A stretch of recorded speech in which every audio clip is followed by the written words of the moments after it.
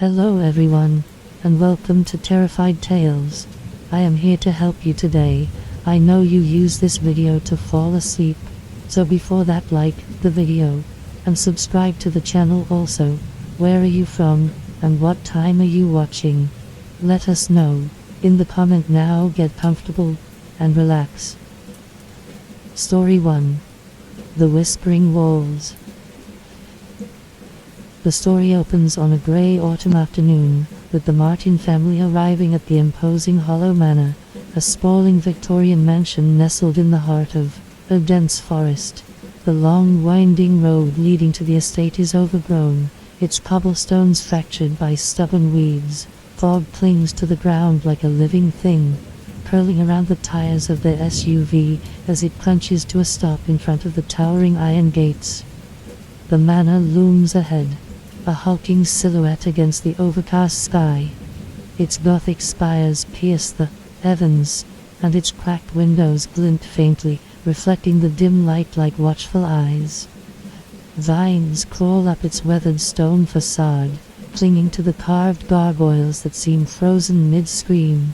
The air is thick with the scent of damp earth, decaying leaves, and something faintly metallic, a sharp tang that lingers on the edge of perception. The Martins, Mark, Sarah, and their 8-year-old daughter Ellie, step out of the car, gazing up at their new home with a mix of awe and unease.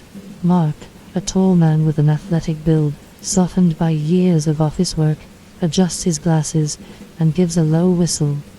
"Big, isn't it?" he says, his voice tinged with nervous optimism. "Think of all the space we'll have." Sarah, a petite woman with dark hair tied into a loose bun, doesn't respond immediately. She clutches her jacket tighter around her shoulders, her sharp green eyes scanning the house. "It's something," she says, her tone cautious. She doesn't want to dampen Mark's excitement, but there's an uneasiness she can't shake. Ellie, meanwhile, is transfixed. Her blonde curls catch the faint sunlight as she tilts her head, staring at the uppermost windows. "Someone's watching us," she murmurs, almost too softly to be heard. Mark and Sarah exchange a glance, both forcing reassuring smiles. "It's just an old house, Ellie," Sarah says, crouching down to her daughter's level. "You're probably seeing shadows." But Ellie doesn't respond. Her wide blue eyes remain fixed on the window until Sarah gently ushers her toward the front door. As Mark pushes open the heavy wooden doors, they groan in protest, revealing a grand but dilapidated foyer. The air inside is cold and stale, carrying the faint scent of mildew and something sour, like old fruit left to rot. Dust motes dance in the weak sunlight that filters through the cracked stained glass above the door. The family steps inside, their footsteps echoing unnervingly in the vast, empty space. A grand staircase dominates the room, its mahogany railing polished to a shine, despite the rest of the house's neglect. The wallpaper, once elegant, is peeling, revealing patches of crumbling plaster. A massive chandelier hangs precariously overhead, its crystals dulled by years of grime. Ellie clutches Sarah's hand tightly. "It smells funny," she whispers. "It's just old, sweetheart," Mark says, his voice artificially bright. "Nothing a little cleaning won't fix." He moves to the center of the room, spinning in a slow circle as he takes it all in. "Can you believe we own this place? Think of the history, the character." Sarah forces a smile, but her gaze is drawn to a large oil painting hanging above the fireplace. It depicts a somber-looking man in a dark suit, his eyes sharp and piercing. Despite the dust on the canvas, the eyes seem unnervingly alive, almost as if they're following her. As Mark begins exploring the ground floor, Sarah and Ellie wander toward the sitting room. Ellie's small hand slips from Sarah's grasp as the girl hesitates in the doorway, her gaze fixed on the far corner of the room. "What is it, honey?" Sarah asks, kneeling beside her. "There's someone there," Ellie whispers, pointing. Sarah squints into the shadows, but sees nothing. The corner is empty save for an old rocking chair, draped with a moth-eaten blanket. "It's just furniture, Ellie," she says softly. "You're letting your imagination run wild." Ellie shakes her head, her expression serious. She's sitting there. She's sad. A chill runs down Sarah's spine, but she forces herself to stay calm. "Why don't we go find your dad?"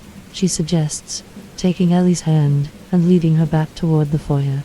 Meanwhile, Mark stumbles across a door near the kitchen that appears out of place. Unlike the rest of the house, which exudes a grand but faded elegance, this door is plain and unvarnished, with deep scratches marring its surface. When he tries the handle, it doesn't budge. "Locked," he mutters to himself, making a mental note to find the key later. Something about the door unsettles him. Perhaps the way it seems to thrum faintly under his touch, as though alive. Shaking off the feeling, he rejoins Sarah and Ellie in the foyer. As the family gathers to discuss their plans for unpacking, a faint sound cuts through the air. It's soft at first, almost imperceptible, like the rustling of leaves, but as they fall silent, the sound grows clearer. Whispered words, indistinct but insistent, coming from the walls themselves. "Did you hear that?" Sarah asks, her voice trembling. Mark frowns, tilting his head. "Hear what?" Ellie tugs at Sarah's sleeve, her face pale. "They're talking about us." "Who's talking, Ellie?" Mark asks, his tone gentle but firm. "The house," Ellie whispers. "It knows we're here." Mark exchanges a worried glance with Sarah. "It's just the wind," he says, trying to sound convincing. "Old houses make all kinds of noises," but Sarah isn't so sure. The sound doesn't fade, it lingers, growing more distinct. Words begin to form, though their meanings are elusive, slipping away the moment they're grasped. It's almost as if the house is speaking in a language they've forgotten. That night, as the family settles into their respective rooms, the whispers continue. Ellie refuses to sleep alone, insisting on sharing a room with Sarah. As they lie in bed, the whispers grow louder, almost rhythmic, like a chant. "Mom," Ellie says suddenly, her voice barely above a whisper. "It doesn't like us." Sarah stiffens. "What doesn't like us, sweetie?" "The house," Ellie says simply, her wide eyes unblinking. "It's angry." Downstairs, Mark is sitting in the kitchen nursing a glass of wine. He's trying to convince himself that the day's oddities can be explained. Wind, creaking wood, a child's overactive imagination. But as he takes another sip, the lights flicker, the temperature drops sharply, his breath misting in the air. The whispers return, louder now, a cacophony of voices overlapping. Mark grips the edge of the table, his knuckles white. The wine glass slips from his hand, shattering on the floor. The Z whispers stop. In the sudden silence, Mark hears a single word, spoken clearly and directly, as though someone is standing right behind him. "Leave." He spins around, but the room is empty. The morning light filtered weakly through the cracked windows of Hollow Manor, doing little to warm its cold, shadowed interior. The Martins moved quietly through the house, the unease of the previous night still clinging to them like a second skin. Breakfast was a muted affair, cold cereal and lukewarm coffee, made more unappetizing by the oppressive silence. Mark tried to lighten the mood. "I was thinking we could start unpacking today," he said, his voice overly cheerful. "Make this place feel more like home." Sarah nodded absently, her gaze drifting toward the sitting room. She had avoided it since Ellie's strange comment the day before, but the memory lingered like a thorn in her mind. Ellie, perched at the table with her bowl of cereal untouched, was uncharacteristically quiet. "I don't want to go into the sitting room," Ellie said, suddenly breaking the silence. Mark looked up from his coffee, startled. "Why not, Ellie? It's just another room." Ellie didn't answer right away. She toyed with her spoon, her eyes fixed on the table. "She doesn't want me there." Mark frowned. "Who doesn't want you there?" Ellie finally looked up, her expression deadly serious. The lady in the chair. A chill swept through the room, though neither parent acknowledged it. Sarah exchanged a quick glance with Mark, her unease mirrored in his eyes. "Ellie," she said softly, "there's no one in the sitting room. It's just an old chair, you know that, right?" Ellie shrugged, but her lack of response was far from reassuring. After breakfast, the family decided to tackle the library, a room cluttered with bookshelves stretching from floor to ceiling. Dust clung to every surface, and the air was thick with the musty scent of decayed paper. Mark seemed energized by the task, pulling down stacks of books and muttering excitedly about restoring them. "Look at these," he said, holding up a leather-bound tome with gilded edges. "Some of these are probably antiques. They might even be valuable." Ellie wandered aimlessly, her small fingers trailing over the spines of the books. Her movements were slow and deliberate, as though she was searching for something specific. Sarah watched her carefully, uneasy with how quiet the child had become. "Ellie," she called, "stay where I can see you." "I'm just looking," Ellie replied, not turning around. She stopped in front of one particular shelf and tilted her head, her fingers hovering over a gap between two books. Slowly, she slid her hand into the empty space, as though reaching for something unseen. "Ellie, what are you doing?" Sarah asked, her voice sharper now. Ellie withdrew her hand and turned to her mother, her expression blank. "She said it's not here anymore." Sarah's stomach twisted. "Who said that?" Ellie blinked, then shrugged as though the question didn't matter. "Just someone," she mumbled, before walking back toward Mark. Hours later, the family had made some progress clearing out the library. They gathered a small pile of books to keep and left the rest stacked neatly in a corner. Mark was in high spirits, pleased with their accomplishment. "See, this isn't so bad," he said, clapping his hands together. "One room down, a few more to go. We're making this house our own." But Sarah couldn't shake the lingering discomfort. She glanced over her shoulder at the bookshelves, half expecting to see something move in the shadows. "I think I'll start on the kitchen," she said, eager to leave the room. Mark kissed her cheek as she passed. "Take a break if you need to," he said. "You've been working hard." She smiled faintly and left the room, Ellie trailing after her like a shadow. The kitchen was a mess. Dust coated every surface, and the sink was filled with rust-stained water. Sarah rolled up her sleeves and set to work scrubbing, grateful for the distraction. Ellie sat at the table doodling on a piece of scrap paper. "What are you drawing, sweetheart?" Sarah asked, trying to make conversation. Ellie didn't answer right away. When she finally held up the paper, Sarah felt her chest tighten. The drawing was crude, but its subject was unmistakable. A tall, shadowy figure standing behind a chair. "Ellie, why did you draw this?" Sarah asked, keeping her tone calm. Ellie shrugged again. "I just saw it in my head," she said simply. Sarah wanted to press further but stopped herself. She didn't want to alarm Ellie, or herself. "Maybe we should take a break," she said instead. "Go outside for a bit, get some fresh air." Ellie didn't protest, and Sarah was relieved. She led her daughter toward the front door, calling for Mark to join them. The family stepped outside, into the crisp afternoon air. The fog had lifted slightly, revealing more of the surrounding forest. The trees were tall and gnarled, their branches reaching toward the sky like skeletal hands. The ground was littered with leaves, their dampness muffling the sound of their footsteps as they wandered the grounds. Mark pointed toward a small garden overgrown with weeds. "Maybe we can fix this up in the spring," he said, his tone hopeful. "It could be nice for Ellie to have a place to play." Sarah nodded, though she wasn't really listening. Her attention was drawn to the house itself. From this angle, she could see the sitting room window. The thought of the lady in the chair made her stomach churn.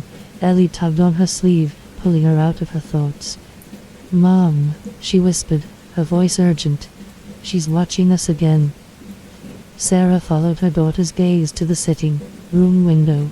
For a split second, She thought she saw a figure behind the glass, a pale face framed by dark hair. But when she blinked, it was gone. The family returned to the house as the sun began to set. The day had passed uneventfully, but the house's oppressive atmosphere lingered. After dinner, they settled in the living room to relax. Mark turned on the small TV they'd brought, but the screen flickered with static. Before the image finally steadied, Ellie curled up on the couch beside Sarah, her small body tense. Mark tried to keep things light, flipping through channels and making jokes, but the mood remained heavy. As the evening wore on, Sarah noticed Ellie's eyes drooping. "Time for bed, sweetheart," she said, stroking her daughter's hair. Ellie shook her head stubbornly. "I don't want to go upstairs," she murmured. "Why not?" Mark asked, his brow furrowing. Ellie didn't answer. She simply buried her face against Sarah's side, her little hands clutching at her shirt.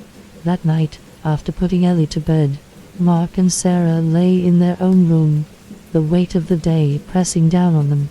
The whispers had stopped for now, but the silence felt just as oppressive. "Do you think we made a mistake coming here?" Sarah asked quietly, staring up at the cracked ceiling. Mark sighed.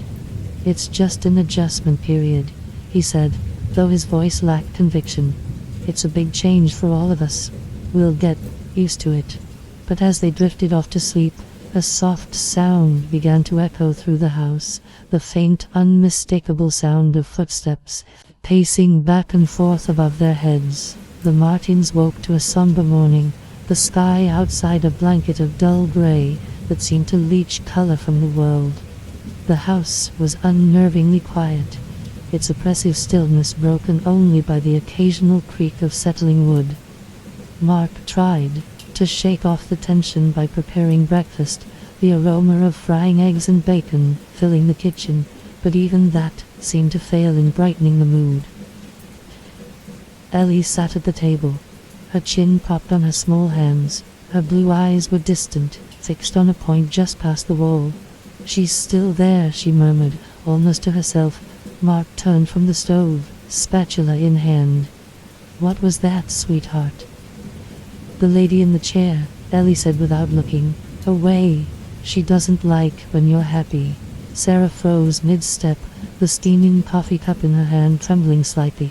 "Ellie," she began cautiously, "you're just imagining things. Sometimes big houses can play tricks on your mind." Ellie finally looked at her mother, her expression unreadable. "I'm not imagining it," she said simply. "She told me." Later that morning, Mark decided to tackle some repairs in the foyer. The chandelier above had begun to sway slightly the previous night, despite there being no breeze. Concerned it might fall, he dragged the ladder in from the garage and climbed up to inspect the fixture. "Be careful," Sarah warned from below, holding the base of the ladder steady. Mark smiled down at her. "Relax, it's fine. This thing just needs a tighter bolt or two." As he worked, the silence of the house grew heavy around them. Even the faint hum of the electrical wiring seemed to have vanished. Then, just as Mark reached for his wrench, a loud snap echoed through the room. The ladder wobbled violently, and Mark nearly lost his balance. "Mark," Sarah cried, her hands tightening on the ladder. "What happened?" "I don't know," he said, regaining his footing. "It felt like someone kicked it." He glanced around the room, but there was no one there. The chandelier swayed slightly, the crystals clinking together like faint laughter. Upstairs, Ellie wandered the halls on her own, despite Sarah's instructions to stay where they could see her. Her small feet padded silently over the worn carpet as she followed an invisible pull toward the far end of the corridor. She stopped in front of a narrow door she hadn't noticed before. It was different from the others, shorter, with a tarnished brass knob and deep scratches along the frame. Ellie tilted her head, curious, and reached out to touch it. "Ellie." The voice was faint, but unmistakable. She froze, her hand hovering inches from the doorknob. "Who's there?" she whispered. "Don't go in there," the voice replied, barely more than a breath. It sounded close, as though the speaker was standing just behind her. Ellie spun around, but the hole was empty. She hesitated, her fingers twitching with indecision, before backing away from the door. Downstairs, Mark and Sarah had moved on to sorting through a pile of old furniture in the sitting room. Mark was determined to restore some of the pieces, while Sarah felt more inclined to toss them all out. She picked up a faded photograph from one of the end tables and frowned. "Mark, look at this," she said, holding it out to him. The photo showed a family, a man, woman, and young boy, standing stiffly in front of the manor. The resemblance between the man in the photo and Mark was uncanny. His hairline, jaw, and even the glasses perched on his nose mirrored Mark's features. "Is this—" Sarah began, but Mark shook his head. "It can't be. That's impossible," he said, though his voice betrayed his uncertainty. "Maybe it's just a coincidence." But Sarah wasn't convinced. The boy in the photo looked eerily like Ellie, down to the curl of his hair and the tilt of his chin. As the day wore on, the atmosphere in the house seemed to grow heavier. The Martins tried to distract themselves with cleaning and unpacking, but the oppressive energy was inescapable. By evening, the tension had begun to manifest in subtle ways. Short tempers, whispered arguments, and an overwhelming sense of unease. At dinner, Ellie refused to eat, her eyes fixed on the far wall. "She's watching us," she whispered. "Ellie, enough," Mark snapped, his patience fraying. "There's no one here but us." Ellie flinched, her eyes welling with tears. "I don't want to stay here," she said, her voice trembling. "It's not safe." Sarah reached out to comfort her, but before she could say anything, a loud thud echoed from upstairs. The sound was heavy and deliberate, like something large had been dropped. "What the hell was that?" Mark said, already rising from his chair. "I don't know," Sarah replied, clutching Ellie tightly. "Maybe an animal got in." Mark grabbed a flashlight and headed toward the stairs, Sarah and Ellie following close behind. The sound had come from the guest bedroom at the end of the hall. The door was ajar, and as they approached, Mark hesitated. "Stay behind me," he whispered, his voice tense. He pushed the door open slowly, the hinges groaning in protest. The room was dark, the faint beam of his flashlight illuminating the dusty furniture and peeling wallpaper. Nothing seemed out of place, until they noticed the chair. It was an old armchair, faded and sagging, positioned in the center of the room. It hadn't been there before. "I didn't move this," Sarah said, her voice barely audible. Mark stepped closer, shining the flashlight on the chair. For a moment, it seemed perfectly ordinary. Then he noticed something that made his blood run cold. Indentations in the cushion, as though someone had been sitting there recently. "Let's go," he said abruptly, backing out of the room. As they turned to leave, Ellie glanced over her shoulder. "She's still there," she murmured. "Ellie, stop," Sarah said, her voice sharp with fear. "There's no one there." Ellie didn't respond. She clung to her mother's hand, her wide eyes fixed on the darkness behind them. That night the Martins tried to settle in once more, but sleep was elusive. Sarah lay awake, staring at the ceiling and listening to the creaks and groans of the old house. Mark tossed and turned beside her, muttering under his breath. In Ellie's room, the little girl sat upright in bed, clutching her blanket tightly. The whispers had returned, faint and rhythmic, like a lullaby sung by unseen voices. "Go to sleep," one of them murmured. Ellie shook her head, squeezing her eyes shut. "Leave me alone," she whispered. The voices didn't stop. They grew louder, overlapping in an unintelligible chorus. Ellie pressed her hands over her ears, tears streaming down her face. "Go away," she cried. The whispers ceased abruptly, leaving behind a suffocating silence. Ellie lowered her hands, her heart pounding. Slowly she turned to look at the chair in the corner of her room. It was empty, but the indentations in the cushion were still there. Morning came sluggishly, as though the sun itself hesitated to rise over Hollow Manor. The dim light filtering through the curtains did little to dispel the unease that had settled over the Martins. The events of the previous night weighed heavily on them, though no one spoke of it at breakfast. Mark's demeanor was tense but determined. "We need to start making progress around here," he said, stabbing at his scrambled eggs with his fork. "This house isn't going to clean itself." Ellie sat silently, poking at her toast without eating.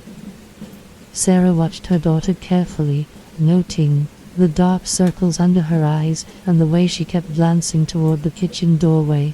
"I'll take Ellie outside for some fresh air," Sarah said, her tone firm. "She needs a break from all this." She gestured vaguely to the house. "It's very presence oppressive." Mark nodded, though his expression was strained. "That's a good idea. I'll work on that door near the kitchen. Something about it's been bugging me." Sarah's stomach twisted at the mention of the door, but she didn't argue. She rose from her seat, taking Ellie's hand. "Come on, sweetheart," she said softly. "Let's go explore the garden." Outside, the chill in the air was sharper than the day before, but Sarah found the open space a welcome relief. The garden was overgrown and wild, with tangled vines choking what might once have been vibrant flower beds. Ellie trailed behind her mother, her steps hesitant. "Do you like flowers?" Sarah asked, crouching to examine a cluster of withered stems. She was trying to coax Ellie into talking, to pull her out of the shell she seemed to be retreating into. Ellie shrugged, her gaze fixed on the forest beyond the garden. "I think she liked flowers," she said after a long pause. "Who's she, Ellie?" Sarah asked, careful to keep her tone light. Ellie glanced at her mother, her eyes solemn. "The lady in the chair," she said matter-of-factly. "She told me she used to sit out here and watch the flowers." Sarah's blood ran cold. "Ellie, honey, you've got to stop this," she said gently. "There's no lady in the chair, it's just your imagination." Ellie shook her head, her expression unyielding. "She's real," she insisted, "and she doesn't like you, Mom." Inside, Mark stood in front of the mysterious door near the kitchen. The scratches on the wood seemed deeper in the morning light, as though they had been freshly gouged. He tried the knob again, but it was still locked. Determined, he retrieved his toolbox and selected a sturdy screwdriver. If there was a key somewhere in the house, it wasn't going to find itself, and he was tired of the door nagging at the back of his mind. He wedged the screwdriver into the gap between the door and the frame, gritting his teeth as he applied pressure. With a sharp crack, the wood splintered, and the lock gave way. The door creaked open slowly, revealing a set of narrow stone stairs descending into darkness. A damp, musty smell wafted up, mixed with an undercurrent of something metallic. Mark hesitated, staring down into the void. The air seemed heavier here, as though the space beyond the door were pressing against him. Still, his curiosity outweighed his unease. He grabbed a flashlight from the counter and stepped cautiously onto the first stair. Sarah and Ellie returned to the house, just as Mark disappeared into the basement. Ellie clung to her mother's side, her small fingers gripping tightly at Sarah's coat. "What's Daddy doing?" Ellie asked, her voice barely audible. Sarah looked toward the kitchen, frowning. "I'm not sure. Stay here, okay? I'll go check on him." Ellie nodded reluctantly, sitting on the bottom step of the staircase leading to the second floor. As Sarah moved toward the kitchen, Ellie glanced over her shoulder. The faintest whisper tickled her ears, coming from the shadows at the top of the stairs. "Ellie," the voice called softly. She froze, her eyes widening. The whisper came again, more insistent this time. "Ellie, come here." Mark descended cautiously, his flashlight cutting a narrow beam through the darkness. The stairs ended in a low-ceilinged stone basement, its walls slick with moisture. The metallic smell was stronger here, almost overpowering. He swept the beam of light across the room. At first glance, it appeared empty, just a cold, damp cellar. But as he moved closer to the far wall, he noticed something unusual. A series of strange markings had been carved into the stone, forming a circular pattern. They were crude but deliberate. and they seemed to pulse faintly in the flashlight's glow. "What the hell is this?" Mark muttered, crouching to get a better look. He reached out to touch one of the carvings, but the moment his fingers brushed the stone, a deep vibration rumbled through the floor. Mark stumbled back, his heart pounding. The air around him seemed to shift, growing heavier, and the faint sound of whispers began to fill the space. "Upstairs," Sarah called out to Mark as she approached the kitchen. "Mark, where are you?" Her voice echoed in the empty space. But there was no response. She spotted the open door to the basement and felt a knot of dread tighten in her chest. "Mark," she called again, louder this time. Still nothing. Steeling herself, Sarah stepped to the edge of the stairwell and peered down.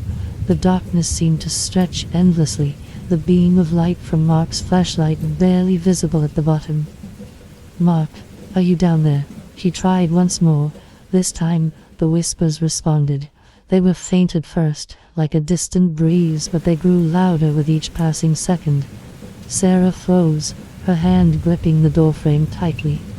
The voices were indistinct, overlapping, but they carried an undeniable tone of malice. She took a shaky step back, her instincts screaming at her to close the door and leave it alone. But before she could move, the whispers stopped abruptly, leaving behind a deafening silence. "Sarah!" Mark's voice called out suddenly, sharp and panicked. She hesitated only a moment before rushing down the stairs, her pulse hammering in her ears. At the top of the staircase, Ellie sat motionless, her gaze fixed on the shadows above. The whispers had stopped, but the silence was no less terrifying. She clutched her knees to her chest, trying to make herself as small as possible. "Ellie," the voice called again, low and coaxing, "come upstairs." Ellie shook her head, her body trembling. "No," she whispered. The voice didn't respond. Instead, the shadows at the top of the stairs seemed to shift, darkening and coalescing into a shape. A figure emerged, tall and indistinct, its features hidden in the gloom. Ellie's breath caught in her throat. The figure didn't move, but its presence was overwhelming, filling the air with an oppressive weight. "Ellie," it said again, softer this time. And then it smiled. In the basement, Sarah reached the bottom of the stairs, her breath hitching in the cold, heavy air. The space was dimly lit by the faint beam of Mark's flashlight, which had rolled onto the floor, casting eerie shadows on the damp stone walls. The markings carved into the wall pulsed faintly, as though alive, their strange glow reflecting in her wide, fearful eyes. "Mark," she called, her voice trembling. "I'm here," his voice answered from the far corner, but it sounded strained, as though it took great effort to speak. She moved cautiously toward the sound, her footsteps echoing softly in the confined space. When she found him, he was on his knees, clutching his head with both hands. His breathing was labored, his shoulders hunched, as if an immense weight pressed down on him. "Mark, what's wrong?"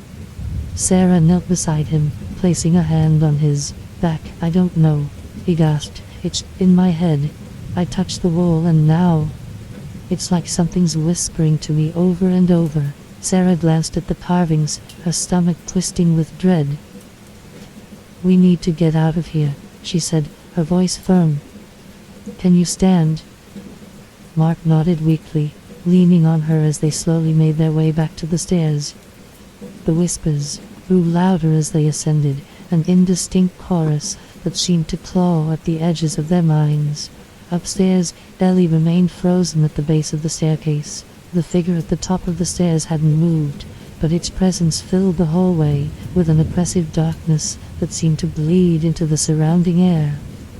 "Ellie," it whispered again, its voice almost gentle.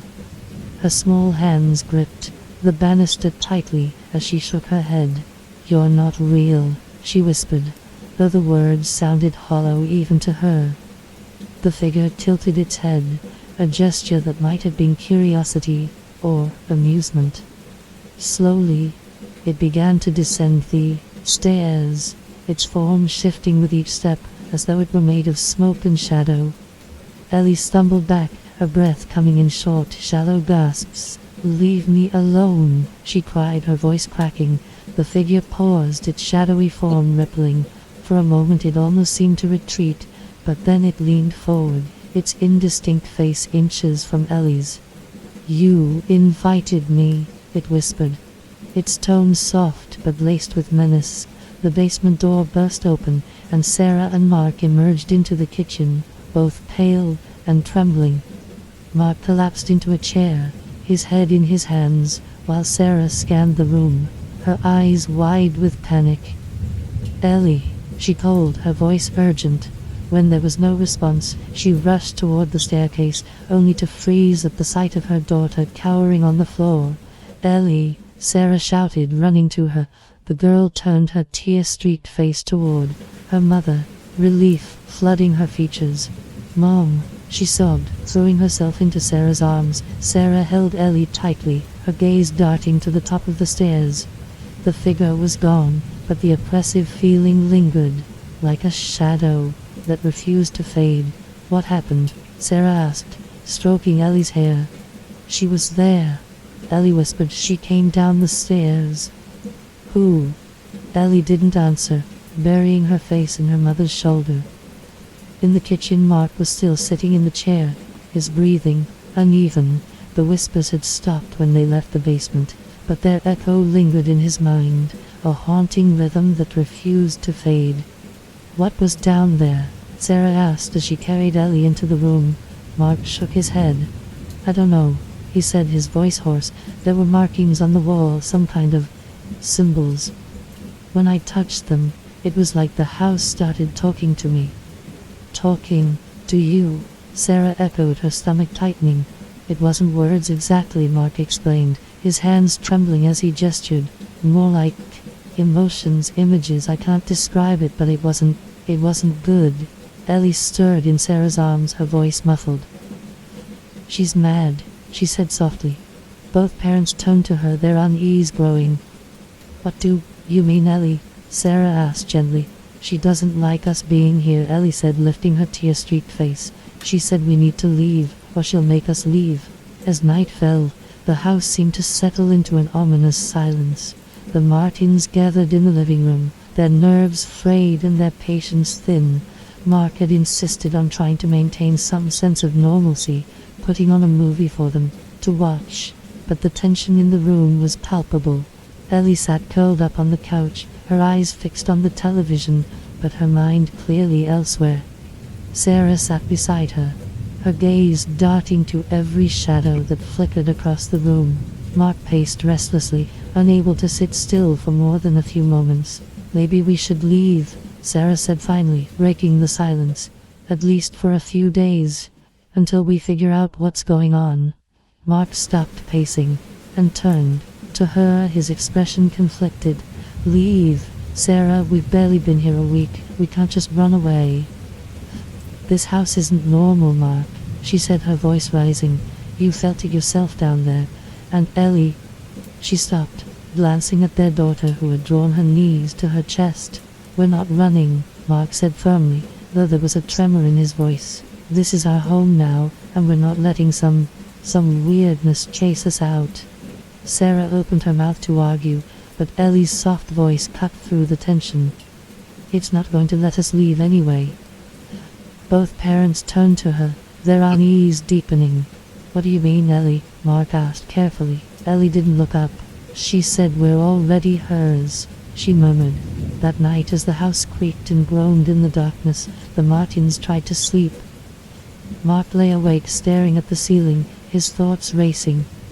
He told himself it was just a house, just old wood and stone making noise, but deep down, he couldn't shake the feeling that something was watching them.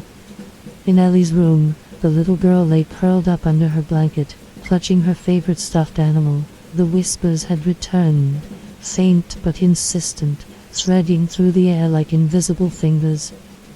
"Ellie," they murmured. "Ellie." She pressed her hands over her ears, tears streaming down her face.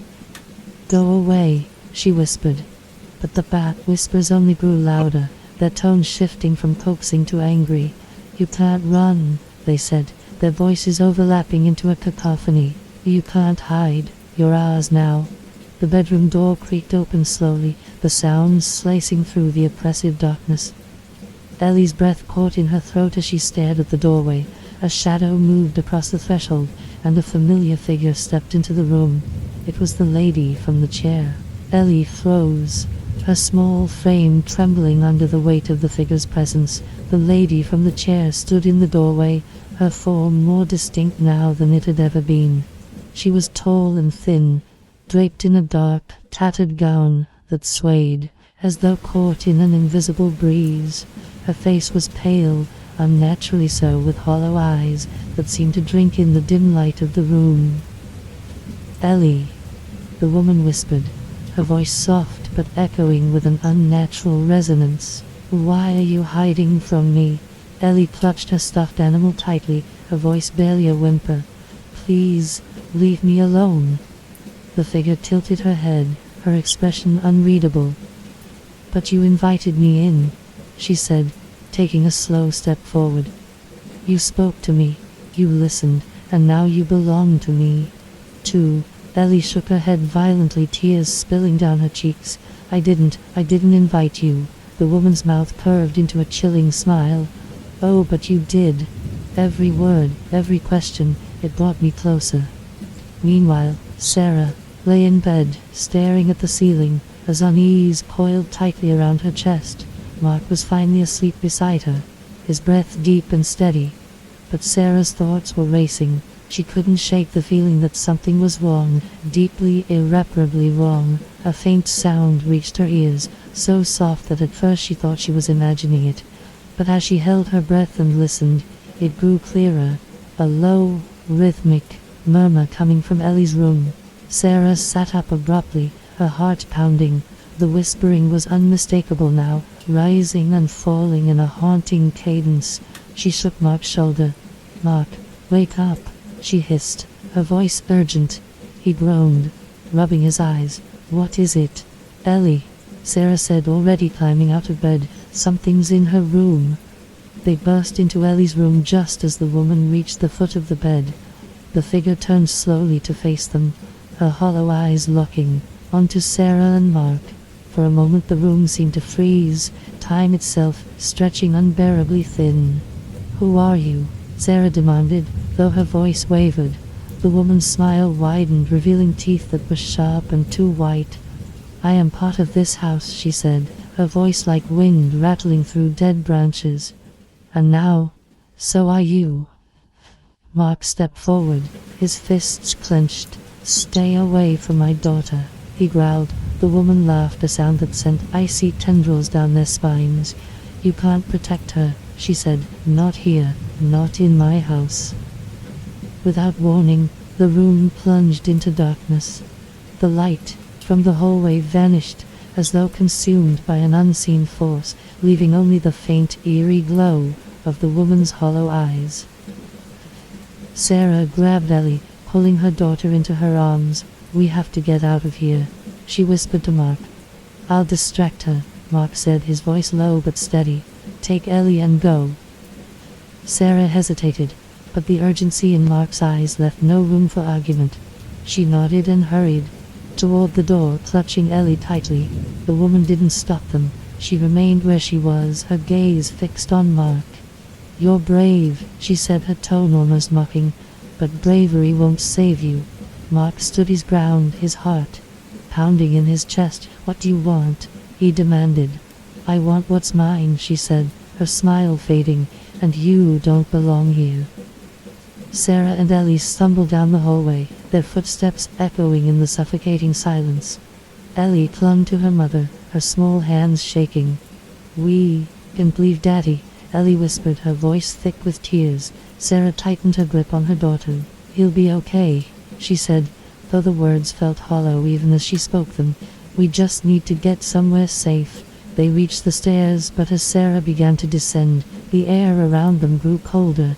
The whispers returned, louder, now overlapping into a dissonant symphony that made it hard to think.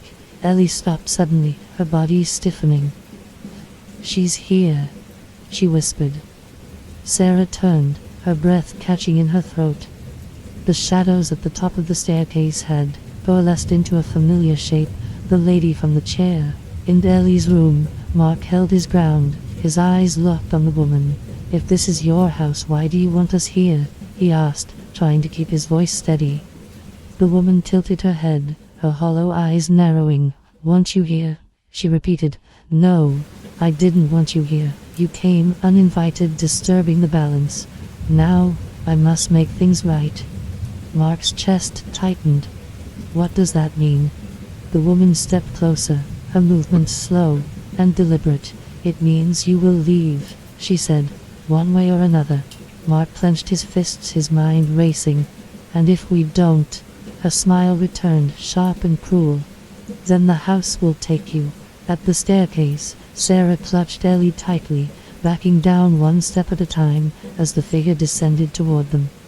The woman moved slowly, her form seeming to shift and ripple with each step. "You can't leave," the woman said, her voice echoing unnaturally. "The house won't let you." "Stay back," Sarah shouted, her voice breaking. The woman didn't stop. She extended one thin hand, her fingers unnaturally long and sharp. "You should have listened," she whispered. "Now it's too late." Suddenly, Ellie pulled away from her mother. "Stop it," the girl cried, stepping forward. "Ellie, no!" Sarah shouted, reaching for her, but Ellie stood her ground. "You're not real," Ellie said, her voice trembling but defiant. "You're just a shadow." The woman paused, her hollow eyes narrowing. For the first time she seemed uncertain. Mark's footsteps thundered down the hallway as he ran toward his family. The whispers grew louder, clawing at his mind, but he pushed through, his focus solely on Sarah and Ellie. When he reached the top of the stairs, the woman turned to face him. Her hollow eyes burned with anger, and the shadows around her seemed to surge. "This is your last chance," she hissed. "Leave or face the house's wrath." Mark didn't hesitate. He grabbed Sarah's hand and pulled her and Ellie down the stairs, the three of them racing toward the front door. The whispers rose to a deafening crescendo, and the house seemed to shudder around them. The air grew heavy, pressing against their chests, but they didn't stop. Mark threw open the door, and the family stumbled out into the cold night air. Behind them, the door slammed shut with a force that rattled the windows. They collapsed onto the lawn, gasping for breath, the house looming silently behind them. For a moment, the only sound was the rustling of the wind through the trees. Then, Ellie spoke, her voice small but resolute. "She's not going to let us go." The Martins sat huddled on the cold, damp lawn outside Hollow Manor, their breaths visible in the crisp night air. The house loomed above them, its dark windows staring down like watchful eyes. It was silent now, unnervingly so, as if it were holding its breath, waiting for their next move. "We can't stay out here all night," Mark said, his voice rough from exhaustion. "And we can't go back in there," Sarah shot back, clutching Ellie tightly against her side. Ellie's head rested on her mother's shoulder, her small body trembling. "She's not done," she whispered, her voice barely audible. Sarah smoothed her daughter's hair, her heart aching at the fear in Ellie's voice. "We're going to figure this out," she promised, though the words felt hollow. Mark rubbed his hands over his face, his frustration boiling over. "What the hell are we supposed to do, Sarah? We can't just leave. Where would we go? This house is a nightmare," Sarah interrupted, her tone sharp. "This house is a nightmare, Mark. Whatever we thought it was, it isn't. We should leave while we still can." Mark looked at her, his expression a mixture of guilt and determination. "And what if we can't? Ellie said it herself, she's not going to let us go." The wind picked up, rustling the leaves around them. Ellie shivered and burrowed deeper into Sarah's arms. "We need help," Sarah said firmly. "Someone who knows about this place. Someone who can tell us what we're dealing with." Mark hesitated, then nodded reluctantly. "I'll check the town records tomorrow," he said. "There has to be something, documents, old reports, anything that explains what's happening here." For now, they had no choice but to go back. Inside, The Martins re-entered the house cautiously, the atmosphere inside colder and heavier than before. The air smelled faintly of ash and mildew, and the silence was almost deafening. "Let's all stay together," Mark said, his voice low. "No wandering off." They moved as one, ascending the stairs to their bedrooms.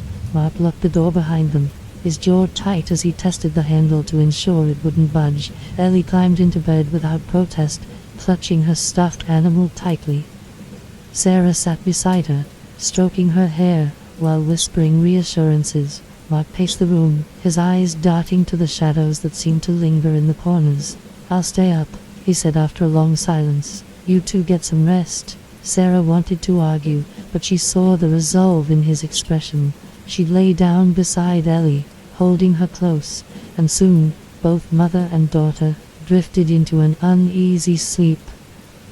Mark sat in the chair near the window, his eyes heavy with fatigue. The shadows in the room seemed to deepen as the night wore on, pressing against the edges of his vision. Every so often, he thought he heard faint whispers, but when he strained to listen, there was nothing. The house seemed almost alive, its walls groaning softly as though shifting in discomfort. Mark's grip tightened on the baseball bat he brought with him, his knuckles white against the wood. A faint creak echoed from the hallway, and Mark shot to his feet, his heart pounding. He crossed the room quietly, his hand resting on the doorknob.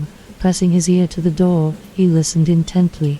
There it was again, a soft creak, followed by what sounded like light, shuffling footsteps. Mark's breath quickened. He opened the door slowly, the hinges groaning in protest, and peered into the hallway. It was empty, but the air felt charged, heavy with an unspoken threat. "Who's there?" he called, his voice steady despite the fear coiling in his chest.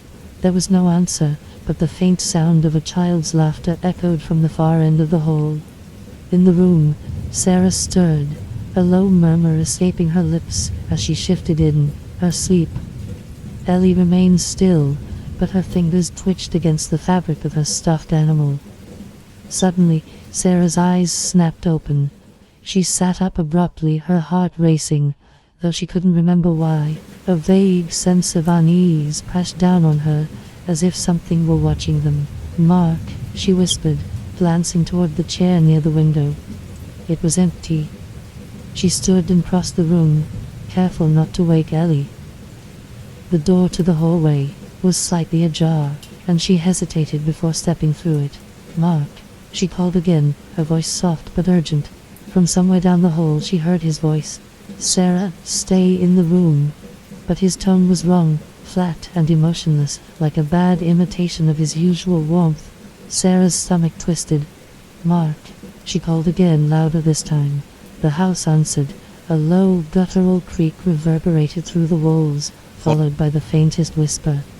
"She's awake." Down the hall, Mark stood frozen, the baseball bat in his hands, feeling like a useless toy. The laughter had stopped, replaced by a deafening silence that seemed to swallow the house whole. He turned slowly, his flashlight cutting through the darkness. For a moment, he saw nothing. Then, at the edge of the beam, something moved. A shadow, darker than the surrounding gloom, rippled along the wall like ink spreading through water. It coalesced into a figure, a tall, thin woman in a tattered dress, her hollow eyes fixed on him. "You don't belong here," she said, her voice low and resonant. Mark took a step back, his grip tightening on the bat. "Leave us alone," he said, his voice trembling. The woman tilted her head, her smile slow and chilling. "You brought her to me," she said. "You brought the girl." Mark's blood ran cold. "What do you want with Ellie?" The woman didn't answer. She took a step forward, her form rippling and shifting with unnatural fluidity. Mark swung the bat, but it passed through her as though she were made of smoke. She laughed, the sound echoing down the hallway. "You can't fight me," she whispered. "She's mine now." Sarah emerged from the bedroom, her eyes scanning the hallway. She saw Mark standing at the far end, his back to her. "Mark," she called, running toward him. He turned to her, his face pale and his eyes wide with fear.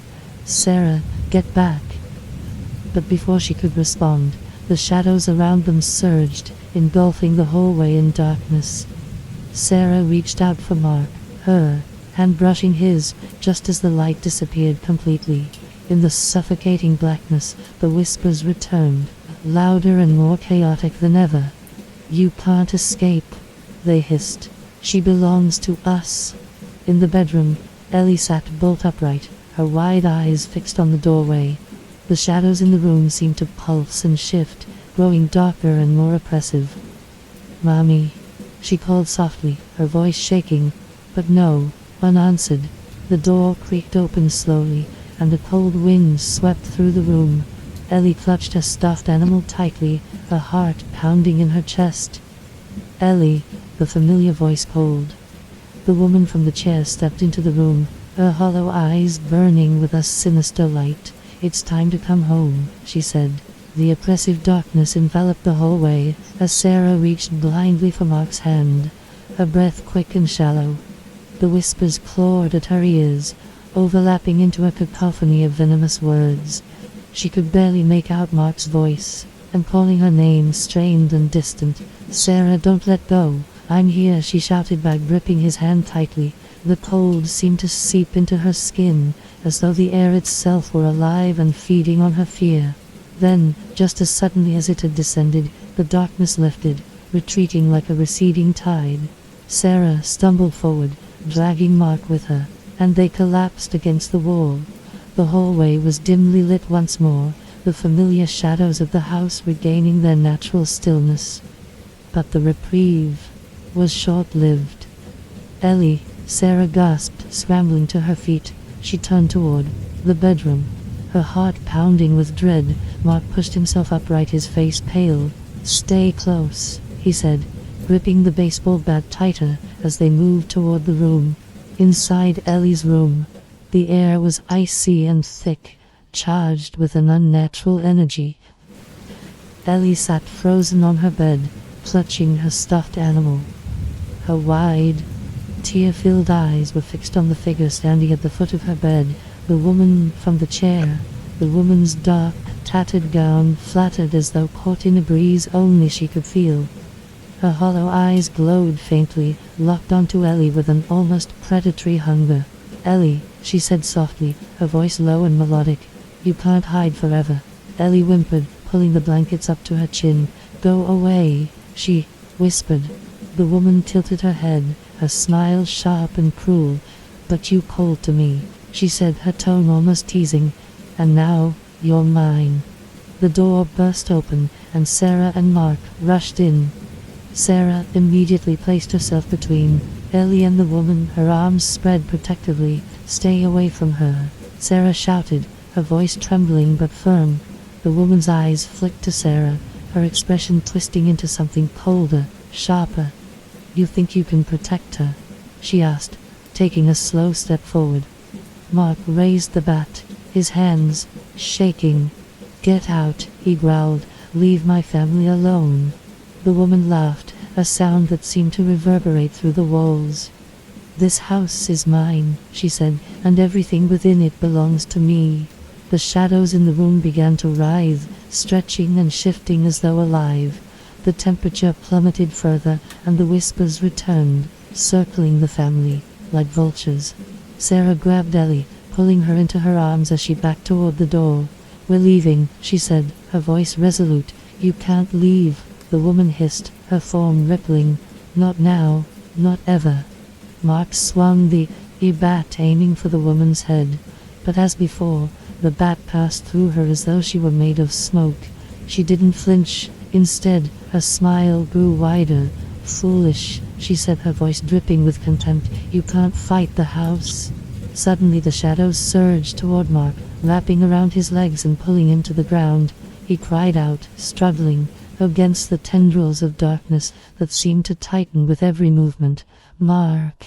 Sarah screamed. Ellie squirmed in Sarah's arms, her small hands gripping her mother's shoulders.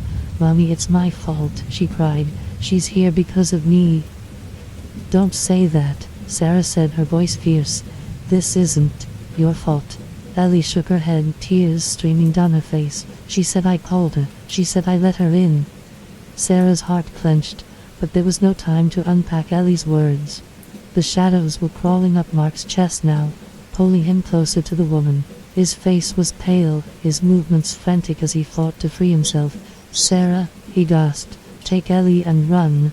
"I'm not leaving you," Sarah shouted.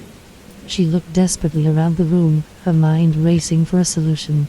Her eyes fell on Ellie's stuffed animal, clutched tightly in the girl's hands.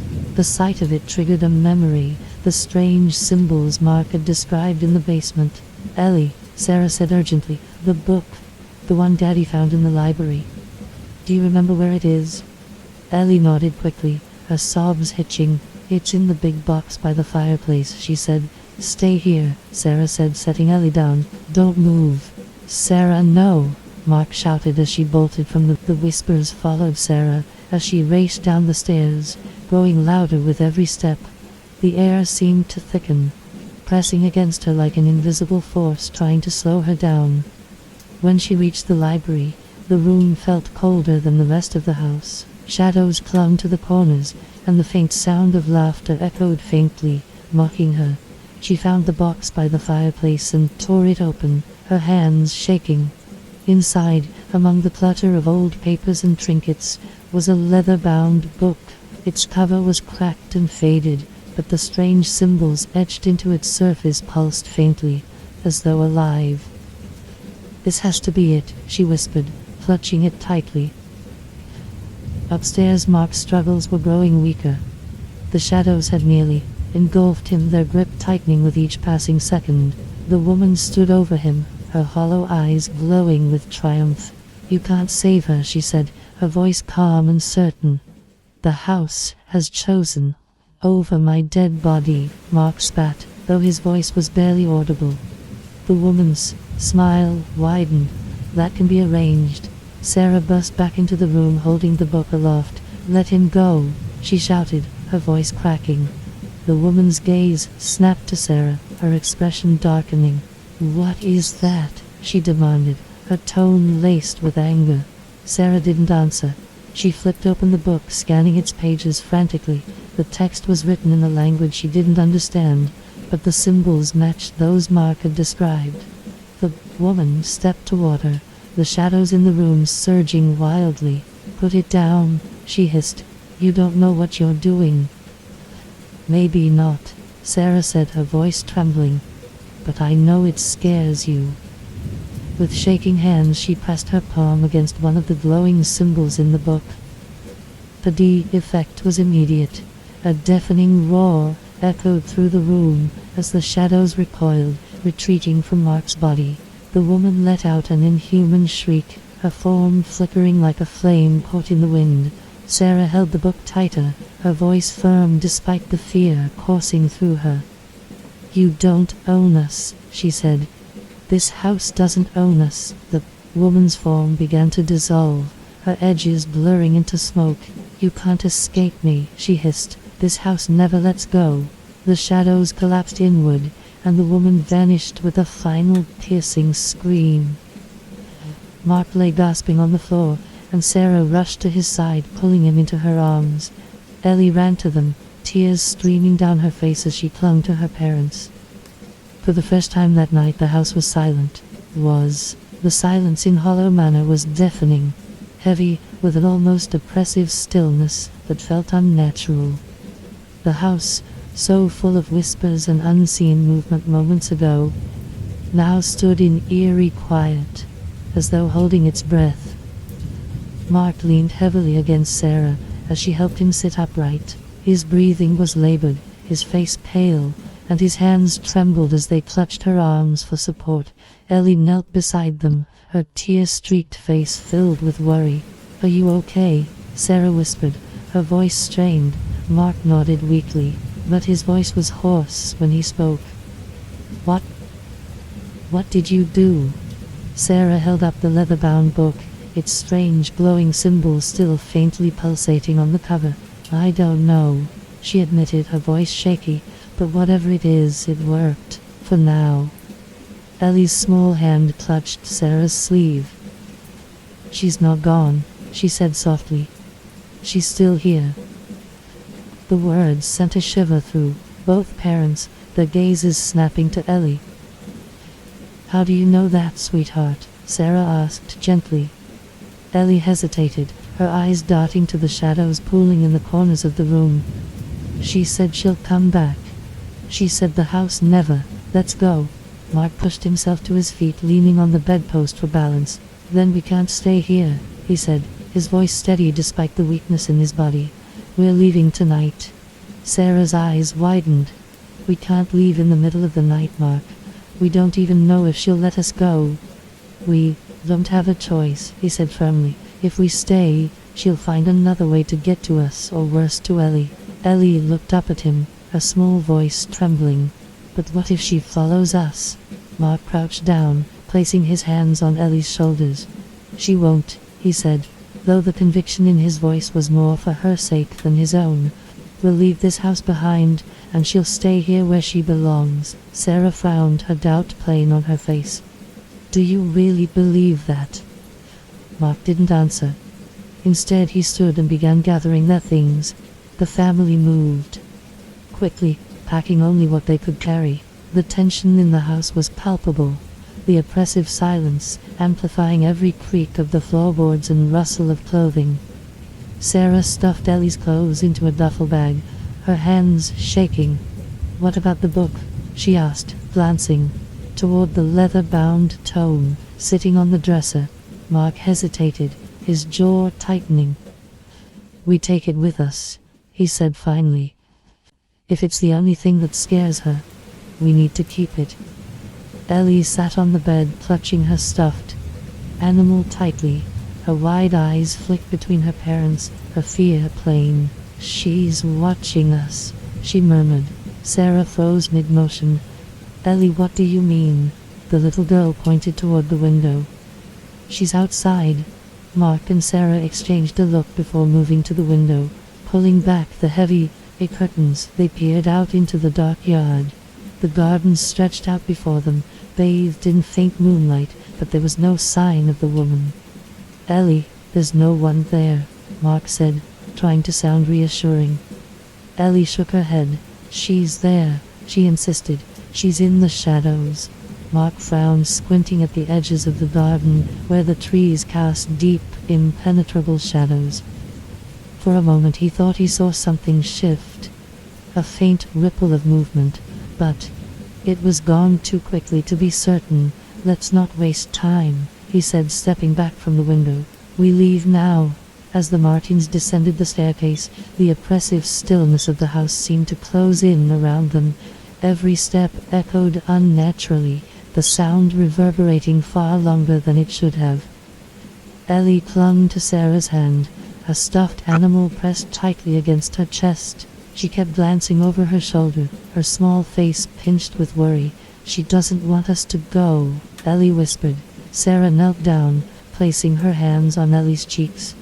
"Listen to me, sweetheart," she said, her voice soft but firm. "We're going to leave this house, and she's not going to hurt us anymore. Do you understand?" Ellie nodded reluctantly, though tears brimmed in her eyes. Mark opened the front door, stepping out onto the porch. The night air was crisp and cold, a welcome contrast to the suffocating atmosphere inside the house. "Come on," he said, gesturing for them to follow. The family stepped out into the yard, the gravel crunching softly beneath their feet. The car was parked at the edge of the driveway, its silhouette barely visible in the faint moonlight. Mark hurried ahead, pulling out his keys. "Get in," he said over his shoulder. "I'll load the bags." Sarah and Ellie climbed into the back seat, the doors slamming shut with a sense of finality. Sarah wrapped an arm around Ellie, who leaned against her mother, her eyes fixed on the house. Mark opened the trunk, tossing in their bags before slamming it shut. As he turned to climb into the driver's seat, a chill ran down his spine. The front door of the house was open. Mark froze, his eyes locked on the dark void beyond. The threshold. The door hadn't been open when they left, he was certain of it. "Sarah," he said, his voice low, "lock the doors." "What's wrong?" Sarah asked, her hand already moving to the lock. Mark didn't answer. He took a step toward the car, but as he did, the woman emerged from the doorway. She stood on the porch, her tattered gown swaying in the breeze. Her hollow eyes glowed faintly, and her lips curved into a sharp, mocking smile. "You can't leave," she said, her voice carrying unnaturally through the night. Mark didn't hesitate. He jumped into the car, slamming the door shut and turning the key in the ignition. The engine roared to life, and he shifted into reverse, the tires crunching loudly against the gravel as he backed out of the driveway. The woman stepped off the porch, her movement slow and deliberate. She raised one hand, her fingers curling as though grasping for the car. As they sped down the driveway, the air inside the car grew cold, their breaths visible in the dim light. Ellie clutched her stuffed animal tightly, her eyes fixed on the rearview mirror. "She's following us," Ellie whispered. Mark glanced in the mirror, his stomach twisting. The woman was standing at the edge of the driveway, her hollow eyes watching them as they disappeared into the night. "Keep driving," Sarah said, her voice shaking. "Don't stop." Mark pressed his foot down on the accelerator, the car hurtling down the dark, winding road. The house faded from view, but the oppressive feeling lingered, as though it had seeped into their very bones. "Did we make it?" Ellie asked softly, her voice trembling. Neither Mark nor Sarah could answer. The Martins drove in silence, the weight of Hollow Manor pressing on them like a lingering shadow. The narrow, winding road was illuminated only by the weak glow of the car's headlights, and the dense forest on either side seemed to close in around them. Mark kept his eyes on the road, his knuckles white as he gripped the steering wheel. Every bump and turn made him tense, his mind replaying the haunting image of the woman on the porch. Sarah held Ellie close in the back seat, her arms wrapped protectively around her daughter. Ellie hadn't spoken since they left the house, but her small hands gripped Sarah's tightly, her stuffed animal clutched against her chest. "We're going to be okay," Sarah murmured, though the words felt hollow. "Where are we even going?" Mark asked, his voice strained. "Anywhere but there," Sarah said firmly. "We'll find a motel, stay somewhere safe for the night. We just need to get as far away as possible." The road stretched on, twisting and turning through the dense forest. Mark glanced at the clock on the dashboard. Nearly midnight. The thought of stopping to sleep gnawed at him. Stopping felt dangerous, as though the house's influence might catch up if they weren't moving. "I don't see any signs for motels," he muttered, frustration creeping into his tone. "Just keep driving," Sarah said. "We'll find something." In the back seat, Ellie shifted uncomfortably. "She's still watching," she said softly. Mark's stomach twisted. "Ellie, what do you mean?" Ellie didn't answer at first. She stared out the rear window, her voice barely a whisper when she finally spoke. "She's behind us." Mark's eyes darted to the rearview mirror, his heart racing. The road behind them was empty, swallowed by darkness. "There's nothing there, Ellie," he said, his voice tight. Ellie shook her head. "You can't see her, but she's there." Sarah turned to look, her gaze scanning the darkness beyond the glass. She saw nothing, but Ellie's words sent a chill down her spine. "Ellie, are you sure?" Ellie nodded, her wide eyes glistening with tears.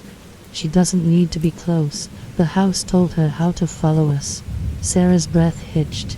"The house?" Ellie nodded again. "It talks to her, it's still part of her." Mark swore under his breath, his frustration and fear boiling over. "We left the house, Sarah. It can't reach us now. It's just..." He trailed off, unable to finish the sentence. "Mark," Sarah said softly, her voice tinged with warning. "What?" he snapped, glancing at her. "The road," Sarah whispered, her eyes widening. Mark turned back to the windshield just in time to see a figure standing in the middle of the road. He slammed on the brakes, the tires screeching as the car skidded to a halt. The figure stood motionless, illuminated by the car's headlights. It was the woman from the house, her tattered gown billowing in the still night air. Her hollow eyes glowed faintly, locked onto the family inside the car. Mark's breath came in ragged gasps, his hands gripping the wheel so tightly they ached. "How the hell is she here?" he whispered. Ellie began to cry, burying her face against Sarah's shoulder. "I told you," she sobbed. "She can follow us." Sarah's voice was barely steady. "Mark, what do we do?" Mark's jaw clenched. "We go through her." "Mark, no," Sarah protested, but he didn't hesitate. He slammed his foot on the accelerator, the car lurching forward. The woman didn't move, her expression calm and unyielding as the vehicle barreled toward her. Just as they were about to collide, she vanished. The car shot through the empty space where the woman had stood, the momentum nearly sending them off the road. Mark struggled to regain control, his breath coming in shallow gasps. "Is she gone?" Sarah asked, her voice shaking. "I don't know," Mark admitted, his eyes darting to the rearview mirror. Ellie sat up slightly, her tear-streaked face filled with dread. "No," she whispered. "She's not gone." The air in the car grew, a cold frost creeping along the edges of the windows. A faint whisper began to thread through the air, growing louder with each passing moment. "She doesn't want us to leave," Ellie said, her voice trembling. The car began to shake, the engine sputtering as though it were being strangled. Mark slammed his foot on the accelerator, but the vehicle slowed, the dashboard lights flickering erratically. Come on," he muttered through gritted teeth. The whispers crescendoed, filling the car with their overlapping voices. Words in a language none of them understood, wove together into a sinister chant, the sound reverberating through their bones. Sarah clutched Ellie tightly, her heart racing. "Mark, we have to stop." "We can't stop," Mark shouted. The car shuddered violently, and the engine died, leaving them stranded in the middle of the dark, empty road. The silence that followed was deafening. The only sound was their ragged breathing as they sat frozen in the car, the oppressive darkness pressing in around them. Mark reached for the keys, turning them in desperation, but the engine refused to start. "Come on," he whispered, his voice shaking. "Come on." A soft tap echoed from the driver's side window. Mark froze, his hands still on the key. Slowly, he turned his head, his stomach knotting in dread. The woman was standing just outside the window, her hollow eyes glowing with malevolent delight. She leaned closer, her sharp smile visible through the glass. "You can't run," she whispered. Mark recoiled, his mind racing for a solution. "What do you want from us?" he shouted, his voice cracking. The woman tilted her head, her smile widening. "This isn't your home," she said. "You don't belong here." Ellie sobbed quietly, her small body trembling against Sarah. Sarah pressed her lips to Ellie's hair, whispering soothing words she didn't believe. The frost on the windows thickened, spreading like veins of ice. The woman's voice grew louder, echoing through the car. "Come back to me," she said. "Come back or you'll never leave." Mark's hand clenched around the leather-bound book in his lap. He didn't know what it was capable of, but it had saved them before.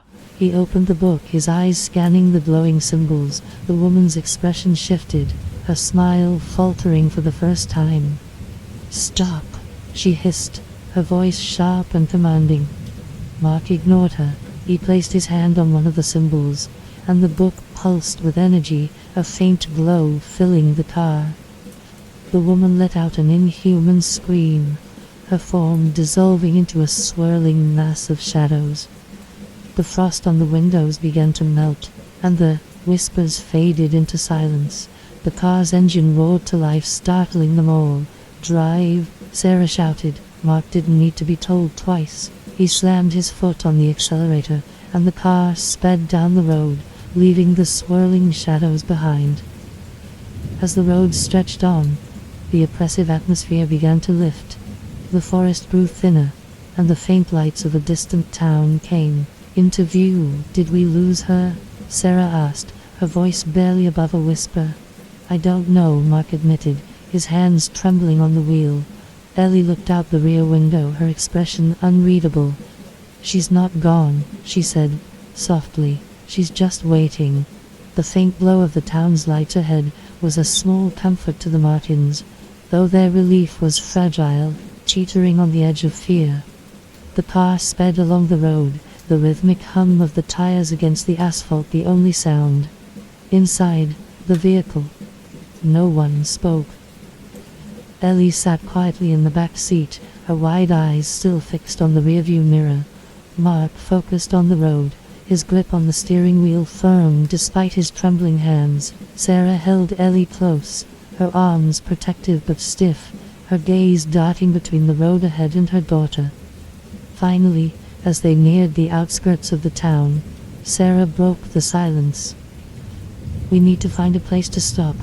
Somewhere safe." Mark nodded, but didn't take his eyes off the road. "A motel, somewhere with people around." "Do you think she'll follow us here?" Sarah asked hesitantly. Ellie answered before Mark could. "She doesn't care about the town," she murmured. "She only cares about us." The words sent a chill through the car. The town itself was small, with a single main street lined by dimly lit storefronts and the occasional diner. The Martins drove slowly, their eyes scanning for a motel. A neon sign at the end of the street caught Mark's attention. "Rosewood Inn. Vacancy." "There," he said, pointing. He pulled into the parking lot. The crunch of gravel under the tires, breaking the oppressive quiet. The building was old but well kept, a two-story structure with a small office and rows of rooms. Sarah glanced at Ellie. "Stay in the car with her," she said. "I'll go get us a room." Mark hesitated, but nodded. "Be quick." Sarah stepped out of the car, the cold night air biting against her skin. She crossed the lot to the office, the faint buzz of the neon sign overhead accompanying her. Inside, the office was cramped but warm, with the scent of old wood and coffee lingering in the air. A middle-aged man stood behind the counter, his expression polite but weary. "Late night, huh?" he said, giving her a friendly smile.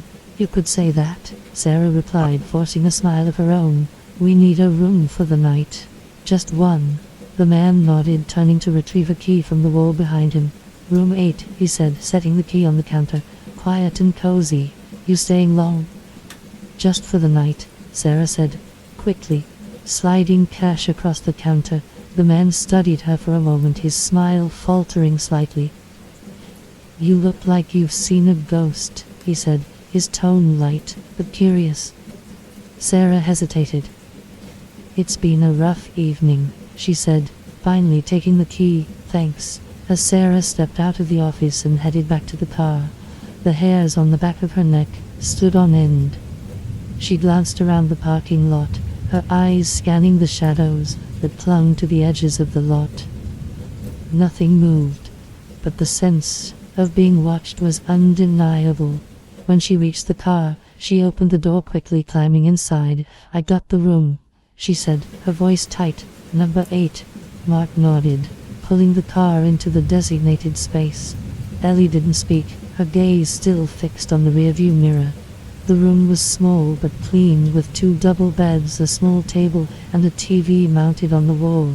Mark carried their bags inside, setting them down by the door as Sarah guided Ellie to one of the beds. "You should try to sleep," Sarah said softly, brushing Ellie's hair back. Ellie looked up at her, her eyes filled with fear. "What if she finds us?" "She won't," Sarah said, her voice firm. "We're safe here." Ellie didn't look convinced, but she climbed into bed, clutching her stuffed animal tightly. Mark sat at the table, the leather-bound book resting in front of him. He stared at the strange symbols on its cover, his brow furrowed. "We need to figure out what this is," he said quietly. Sarah sat down across from him, her expression grim. "Do you think it's the key to stopping her?" "It's the thing that's worked so far," Mark replied. "Whatever it is, she's afraid of it." As the hours stretched into the early morning, the family remained on edge. Mark stayed awake, poring over the book, despite the incomprehensible text, while Sarah kept watch by the window.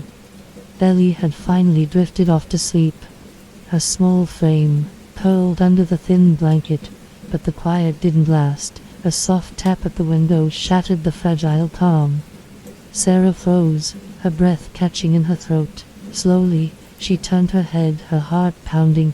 There, just outside the glass, was the woman. Her face was pale and hollow, her lips curled into a cruel smile. Sarah's voice trembled as she called out, "Mark." He looked up sharply, his gaze following hers to the window. His blood ran cold at the sight of the woman, staring back at them, her hollow eyes gleaming with malevolent delight. "She found us," Sarah whispered. The woman raised one hand, her long thin fingers pressing against the glass. Frost spread beneath her touch, spidering out across the pane. Mark shot to his feet, grabbing the book. "Sarah, wake Ellie," he ordered. Sarah rushed to the bed, shaking Ellie awake. "Ellie, we have to go." The little girl stirred, blinking groggily. "What's happening?" "No time to explain," Sarah said, scooping her up in her arms. The glass began to crack under the woman's touch, the sound sharp and grating in the small room. Mark flipped through the book frantically, searching for anything that might help. "What are you looking for?" Sarah demanded. "I don't know," Mark shouted. "Anything." The glass shattered, and the woman stepped into the room, her movements slow and deliberate. The temperature plummeted, their breaths visible in the freezing air. "You can't run from me," she said, her voice soft but laced with menace. "You belong to the house." Mark held up the book, his hands shaking. "Stay back." The woman laughed, the sound echoing unnaturally. "That book won't save you," she said, taking a step closer. Mark's eyes darted to the symbols on the pages, his mind racing. Desperation fueled his actions. As he pressed his palm against one of the glowing symbols, a bright light burst from the book, flooding the room with a searing glow. The woman screamed, her form dissolving into shadow as the light consumed her. The frost melted, the air warming as the room returned to normal. Mark lowered the book, his breathing ragged. "Is she gone?" Sarah asked, clutching Ellie tightly. "For now," Mark said, his voice grim. "But I don't think this is over." The motel room was eerily quiet after the burst of light from the book faded. Mark sat back heavily in the chair, the leather-bound tome still in his trembling hands. Sarah remained near the bed, holding Ellie close, her eyes darting nervously between the window and the shattered glass scattered on the floor. "She'll come back," Ellie whispered, her voice muffled against her mother's shoulder. Mark looked up at Sarah. Exhaustion and dread etched into his face. "We need to figure out what this book is and how it's connected to her. It's the only thing keeping her at bay." Sarah nodded, though fear clouded her features. "But where do we even start?" "We can't stay here, Mark. She's already found us once." "We won't stay," Mark said firmly, "but we need answers first. This book has to mean something. It might be our only chance to stop her." After ensuring Ellie was calm enough to rest, Sarah began to help Mark comb through the book, though neither of them could read the text. The strange symbols seemed almost alive, their faint glow pulsating as they flipped through the pages. "Look at this," Sarah said, pointing to a section of the book where the symbols formed a circular design. It was identical to the markings Mark had seen carved into the walls of the basement back at the house. "These are the same symbols from the basement," Mark said, his brow furrowing.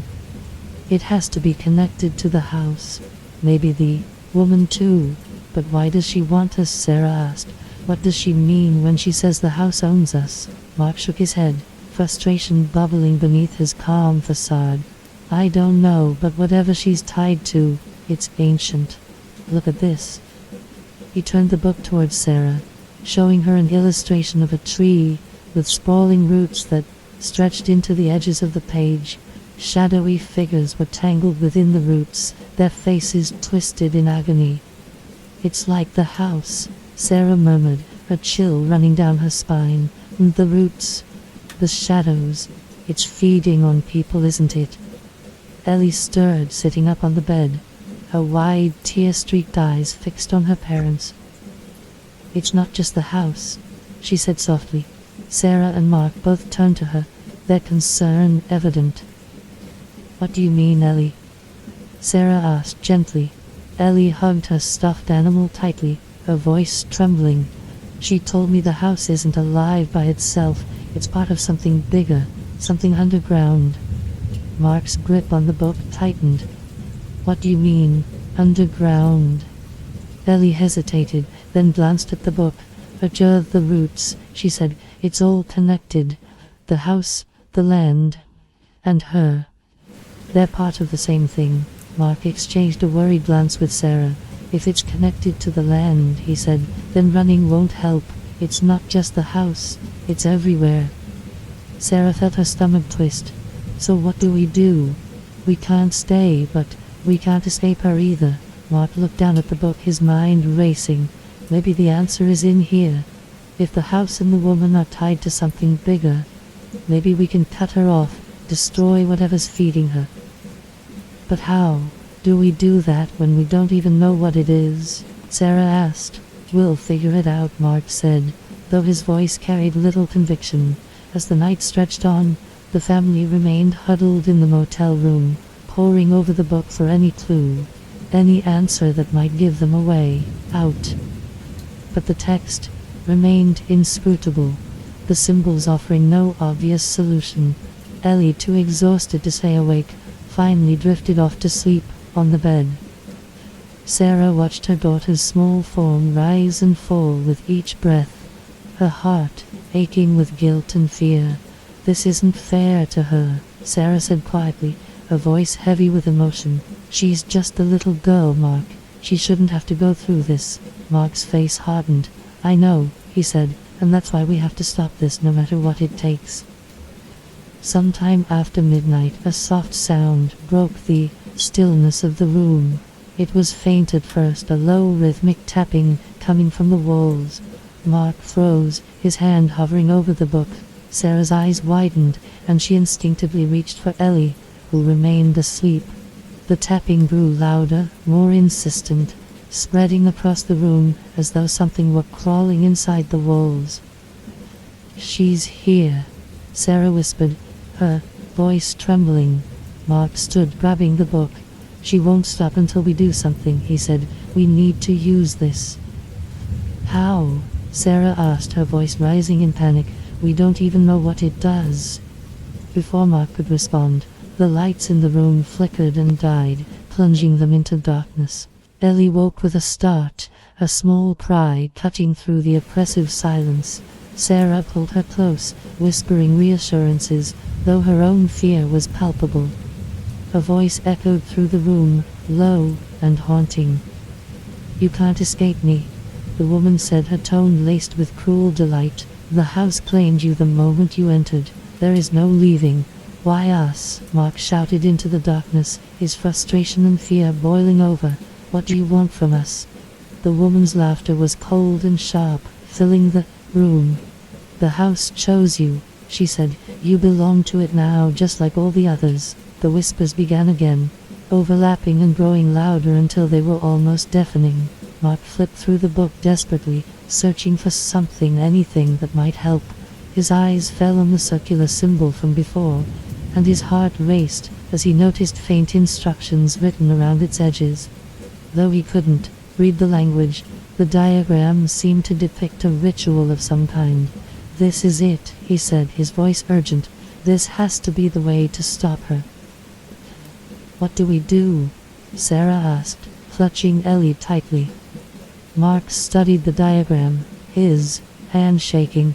"We need to draw this symbol. It's like a seal. Maybe it can contain her." "But where?" Sarah asked. Mark pointed to the floor. "Here, right here." Using a pen from the motel's desk, Mark began to replicate the symbol on the floor, following the diagram as closely as he could. The whispers grew louder, the room seeming to close in around them.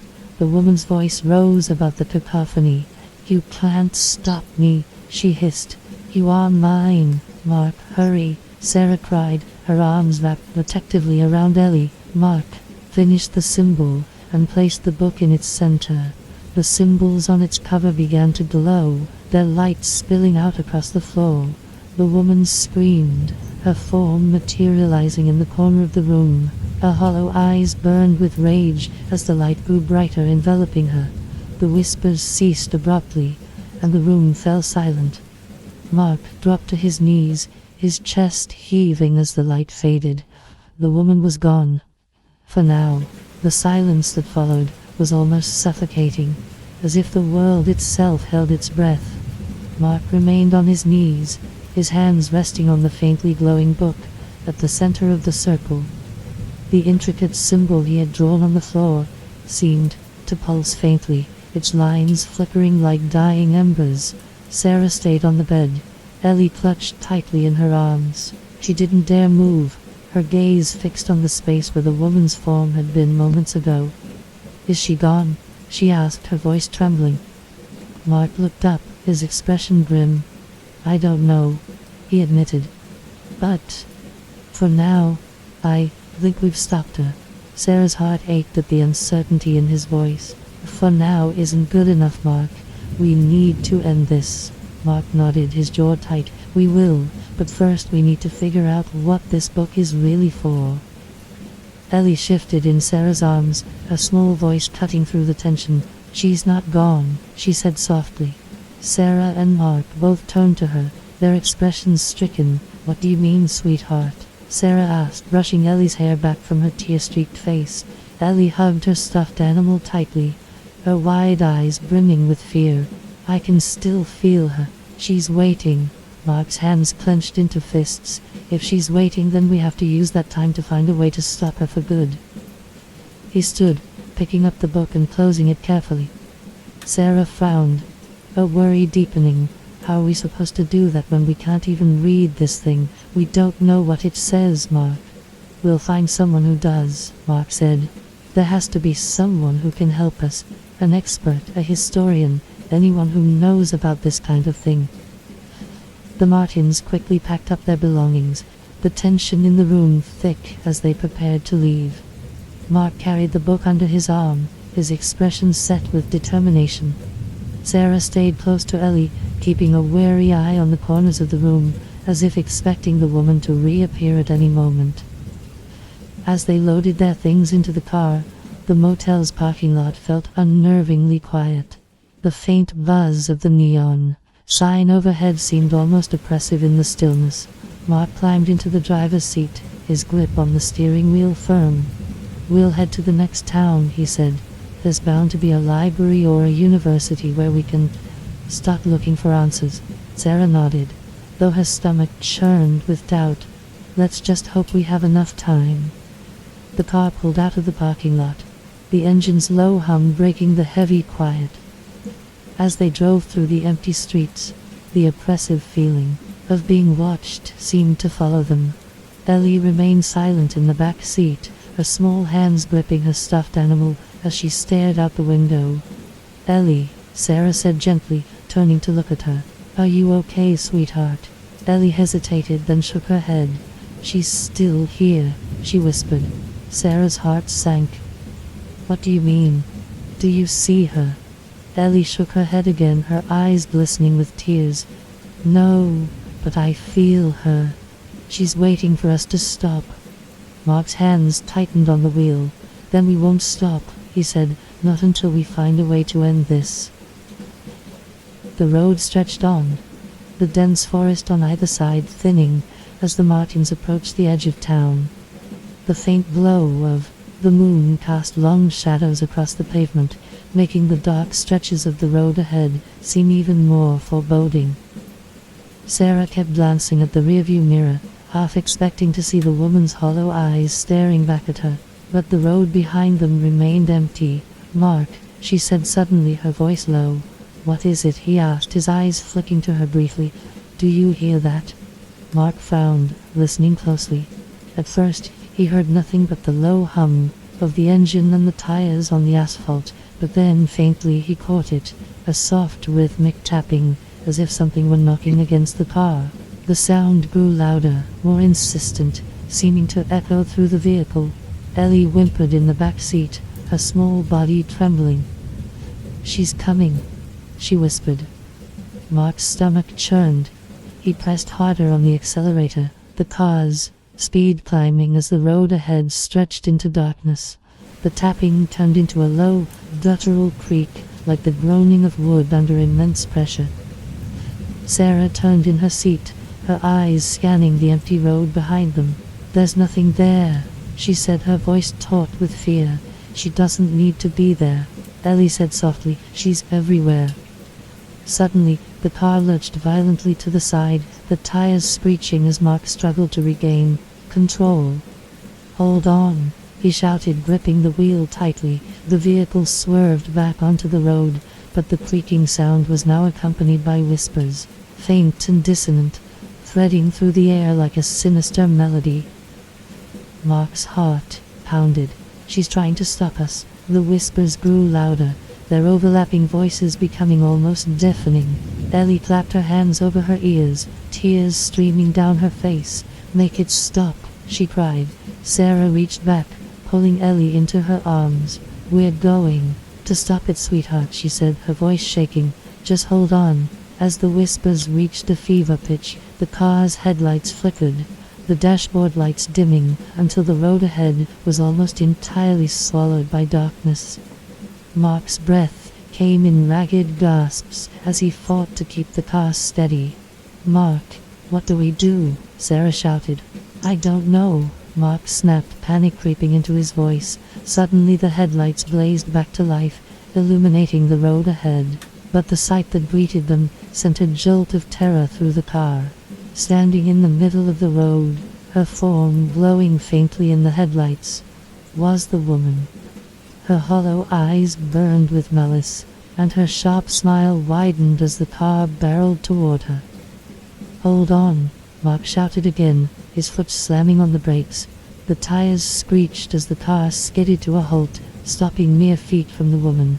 She stood motionless, her dark gown billowing in an unseen wind, her gaze fixed on the Martins. Mark's grip on the steering wheel tightened, his knuckles white. "What do you want from us?" he shouted, his voice raw. The woman tilted her head, her voice cutting through the night like shattered glass. "You know what I want," she said.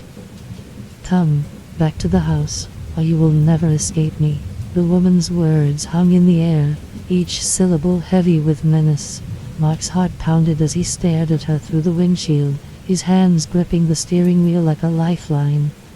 The glow from the headlights illuminated her hollow eyes, their faint light seeming to pierce into his soul. Sarah clutched Ellie tightly in the back seat, her breathing shallow. "Mark, what do we do?" she whispered, her voice trembling.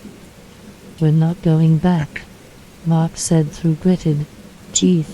"I don't care what she says, we're not going back to that house." The woman's smile widened, her sharp teeth glinting faintly. "You think you have a choice?" she asked, her voice laced with cruel amusement. "The house has already claimed you. There is no escape." Mark's mind raced, his pulse hammering in his ears. He glanced at the leather-bound book resting on the passenger seat. It felt like the only weapon they had, but its secrets remained beyond his understanding. "You keep saying the house claimed us," Mark said, his voice steady despite his fear. "Why? What does it want?" The woman tilted her head, her hollow eyes narrowing. "The house takes what it needs," she said simply. "And you were chosen." Sarah leaned forward, her desperation evident. "Chosen for what? What does the house want with us?" The woman's smile faded, her expression darkening. "It's not the house that wants you," she said. "It's what lies beneath." Mark felt a chill crawl down his spine. "Beneath," he echoed. The woman took a step closer, her movements slow and deliberate. "The house is only the surface," she said. "The roots run deep, and they hunger. You cannot escape them." Sarah's grip on Ellie tightened, her mind racing. "You're lying," she said, though her voice faltered. "We've already left the house, we're free." The woman's laughter was sharp and grating, like glass shards scraping against stone. "Foolish," she said. You can leave the walls, but the house is in you now. It will follow and it will take what it is owed. Mark clenched his fists, his frustration boiling over. We're not going back, he growled. We'll find a way to stop this, no matter what it takes. The woman's smile returned, her expression unreadable. You can try, she said, but the house always wins. It has for centuries. Mark opened the car door, stepping out onto the road. The cold night air stung his skin, but he ignored it. He stood tall, gripping the book tightly in one hand. Leave us alone, he said, firmly. You have no power over us. The woman's hollow eyes glinted with amusement. You're wrong, she said softly. You belong to me now, and you always will. Without warning, the air around them grew heavy, pressing against their chests like an invisible weight. The whispers returned, louder and more insistent, swirling around the family like a storm. Sarah cried out, shielding Ellie with her body, as the temperature plummeted. Frost spread across the car windows, and the headlights flickered violently. Mark held up the book, its symbols beginning to glow faintly. Stay back, he shouted. The woman didn't flinch. Instead, she raised one hand, and the whispers rose, to a deafening crescendo. Shadows spilled from her feet, spreading across the road like living tendrils. You cannot fight the house, she said, her voice echoing unnaturally. It is everywhere. It is everything, and it will consume you. The shadows surged toward Mark, reaching for him with claw-like appendages. He stumbled back, his heart racing, and instinctively opened the book. The symbols flared to life, their light cutting through the darkness like a blade. The shadows recoiled, writhing as if in pain, and the whispers faltered. The woman hissed, her form flickering like a flame caught in a strong wind. You don't know what you're doing, she spat. The book will not save you.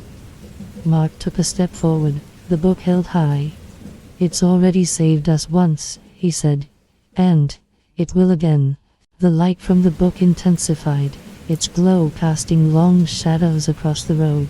The woman's form began to dissolve, her edges blurring into smoke. This isn't over, she said, her voice low and venomous. You cannot run forever. The house will find you.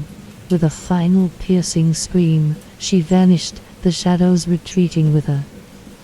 The oppressive weight in the air lifted, leaving the Martins gasping for breath. Mark climbed back into the car, his hands shaking as he gripped the steering wheel. We're still not safe, he said, his voice barely above a whisper. Sarah nodded, her eyes filled with fear. She's not gone, she said. She's just waiting. Ellie hugged her stuffed animal tightly, her voice trembling. We have to stop her, she said. We have to stop the house. Mark started the car, the engine roaring to life. We will, he said, his voice steady despite the fear coursing through him. No matter what it takes, we'll end this. The car sped down the road, leaving the dark stretch of forest behind. But as the Martins drove on, the faint sound of whispers lingered in the air, a chilling reminder that the house's grip was far from broken. The Martins drove in silence, the tension in the car thick enough to suffocate. The road ahead stretched into darkness, the faint glow of distant streetlights, the only indication of a town beyond. Mark gripped the steering wheel tightly, his knuckles white, while Sarah sat rigid in her seat, her arm protectively around Ellie. I don't know how much further we can go, Mark said, his voice rough with exhaustion. We'll stop at the next place we see, Sarah replied, though her tone carried little optimism. We just need to stay somewhere, anywhere that's not the house. Ellie shifted in the back seat, clutching her stuffed animal tightly. Her small voice broke the heavy silence. She's still following us. Mark glanced at the rearview mirror instinctively, though he knew he wouldn't see anything. The road behind them was empty, swallowed by darkness. But Ellie's words sent a chill through him all the same. She won't stop, will she? Sarah asked, her voice trembling. No, Ellie whispered. She won't stop until we stop her first. The lights of the town grew brighter as they approached, the outlines of buildings becoming visible through the haze of exhaustion, clouding their vision. Mark pulled into a small gas station on the edge of town, its neon sign flickering faintly. "I'll fill the tank," he said, his voice tight. "You two stay in the car." Sarah nodded, her grip on Ellie tightening. "Don't take too long." Mark stepped out into the cold night air, the chill biting against his skin. He inserted the nozzle into the tank and started the pump, his gaze darting nervously around the empty lot. Every shadow felt too dark, every sound too loud. Inside the car, Sarah kept her eyes on Mark as he pumped the gas, her nerves frayed. She glanced at Ellie, who was staring out the window, her expression distant. "Ellie, sweetheart, are you okay?" Sarah asked gently. Ellie didn't respond right away. When she finally turned to face her mother, her eyes were wide, and her voice was barely above a whisper. "She's here." Sarah's heart sank. "Where, Ellie? Do you see her?" Ellie shook her head. "She's not here, but the house is. I can feel it." Mark finished pumping the gas and climbed back into the car, his movements quick and tense. "Let's find somewhere to stay," he said, starting the engine. They drove through the quiet streets of the small town, the occasional flicker of a streetlight the only sign of life. At last they spotted a motel with a dimly lit vacancy sign. Mark pulled into the lot and parked near the entrance. "I'll check us in," he said, stepping out of the car. As he approached the office, the oppressive weight he had felt at the house seemed to return, pressing against his chest like an invisible hand.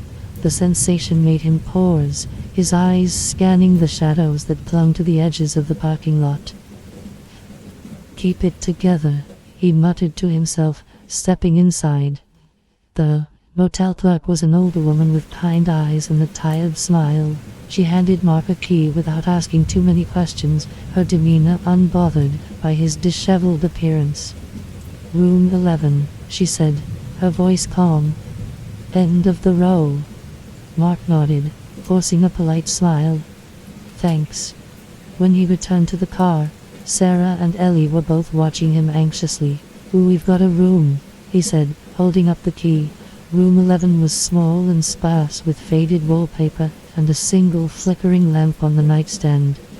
Despite its unremarkable appearance, it felt like a temporary refuge, a fragile barrier between them and the horrors chasing them.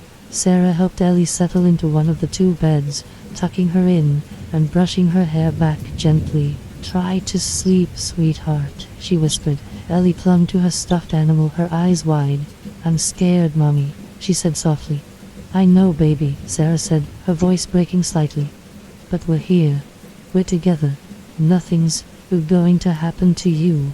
Mark sat at the small table in the corner, the leather-bound book in front of him. He flipped through its pages, frustration bubbling beneath the surface as the strange symbols stared back at him, their meanings just out of reach. "There has to be something in here we're missing," he muttered. Sarah glanced at him, her exhaustion evident. "Mark, we've been through that book a dozen times. We need help. We can't do this on our own." Mark looked up, his jaw clenched. "I know," he admitted. "But who do we even go to? Who's going to believe any of this?" Sarah hesitated, then sighed. "There has to be someone. An expert. A historian. Someone who knows about that house and what's tied to it." Ellie sat up slightly in bed, her voice soft. "The house won't let you stop it," she said. Mark turned to her, his expression pained. "We'll stop it, Ellie. I promise." Ellie shook her head, her gaze distant. "It's too old, too strong," she said. "It's been here forever." As the hours stretched on, the family drifted into an uneasy sleep. The room remained quiet, but the oppressive weight of the house seemed to linger, its presence like a shadow that refused to fade. In the darkness, Ellie stirred, her small body shivering despite the warmth of the blanket.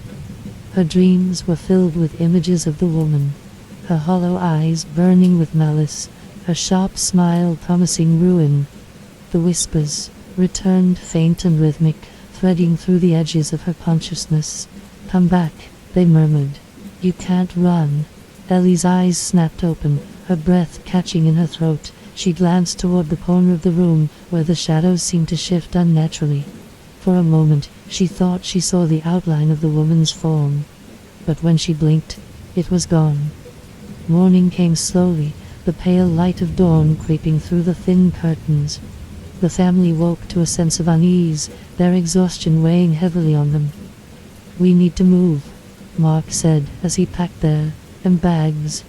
"We can't stay here," Sarah nodded, though her expression was weary. "Where will we go?" "Somewhere that has answers," Mark said. "We'll find someone who can tell us what's in this book, and then we'll figure out how to stop her." Ellie stood silently by the door, her small frame stiff. She looked up at her parents, her voice soft but resolute. "She's waiting for us," she said. Mark placed a hand on her shoulder, his expression determined. "Then we'll be ready." The family left the motel, their path uncertain but their resolve stronger than ever. Behind them the whispers faded into silence, but the shadow of the house loomed large in their minds. They didn't look back. Story 2. The Visitors. The Martins drove in silence, the rising sun casting long shadows across the empty road. The warmth of the morning light did little to ease the chill that clung to them after the night's events. The weight of Ellie's whispered words, "She's waiting for us," hung heavily in the air, unspoken but undeniable. Mark gripped the steering wheel tightly, his knuckles white. His eyes flicked between the road and the rearview mirror, scanning for anything out of the ordinary. Sarah sat beside him, her arms crossed protectively over her chest, her gaze fixed on Ellie, who stared out the window from the back seat, her stuffed animal clutched tightly in her lap. "We can't keep running forever," Sarah said finally, breaking the oppressive silence. "I know," Mark replied, his voice tense. "That's why we're going to find answers. There has to be someone who knows what's going on, someone who can tell us what this book is." "But how do we even start looking?" Sarah asked. "This isn't exactly something we can walk into a library and ask about." Mark sighed, his frustration evident. "We'll figure it out. Maybe the university in the next town has someone who specializes in old texts or folklore. It's a long shot, but it's better than nothing." The town they approached was larger than the one they'd left behind, with a bustling main street and signs of life in the early morning. Mark parked near a cafe, the smell of fresh coffee wafting through the open windows of the car. "Let's grab something to eat and figure out our next move," he said, unbuckling his seatbelt. Ellie hesitated as Sarah opened her door, her small voice cutting through the moment. "She's not far," she said softly. Mark froze, his hand resting on the door handle. "Ellie, what do you mean?" Ellie looked up at him, her wide eyes brimming with tears. "I can feel her, she's close." Sarah's heart clenched, and she reached back to place a reassuring hand on Ellie's shoulder. "We're going to keep you safe," she said firmly. "She can't hurt you."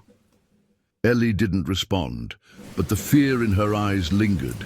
Inside the cafe, the Martins sat at a small table near the window, their unease evident despite the cheerful chatter of the other patrons. Mark sipped his coffee, his mind racing with possibilities. The leather-bound book sat on the table between them, its strange symbols drawing wary glances from Sarah and Ellie.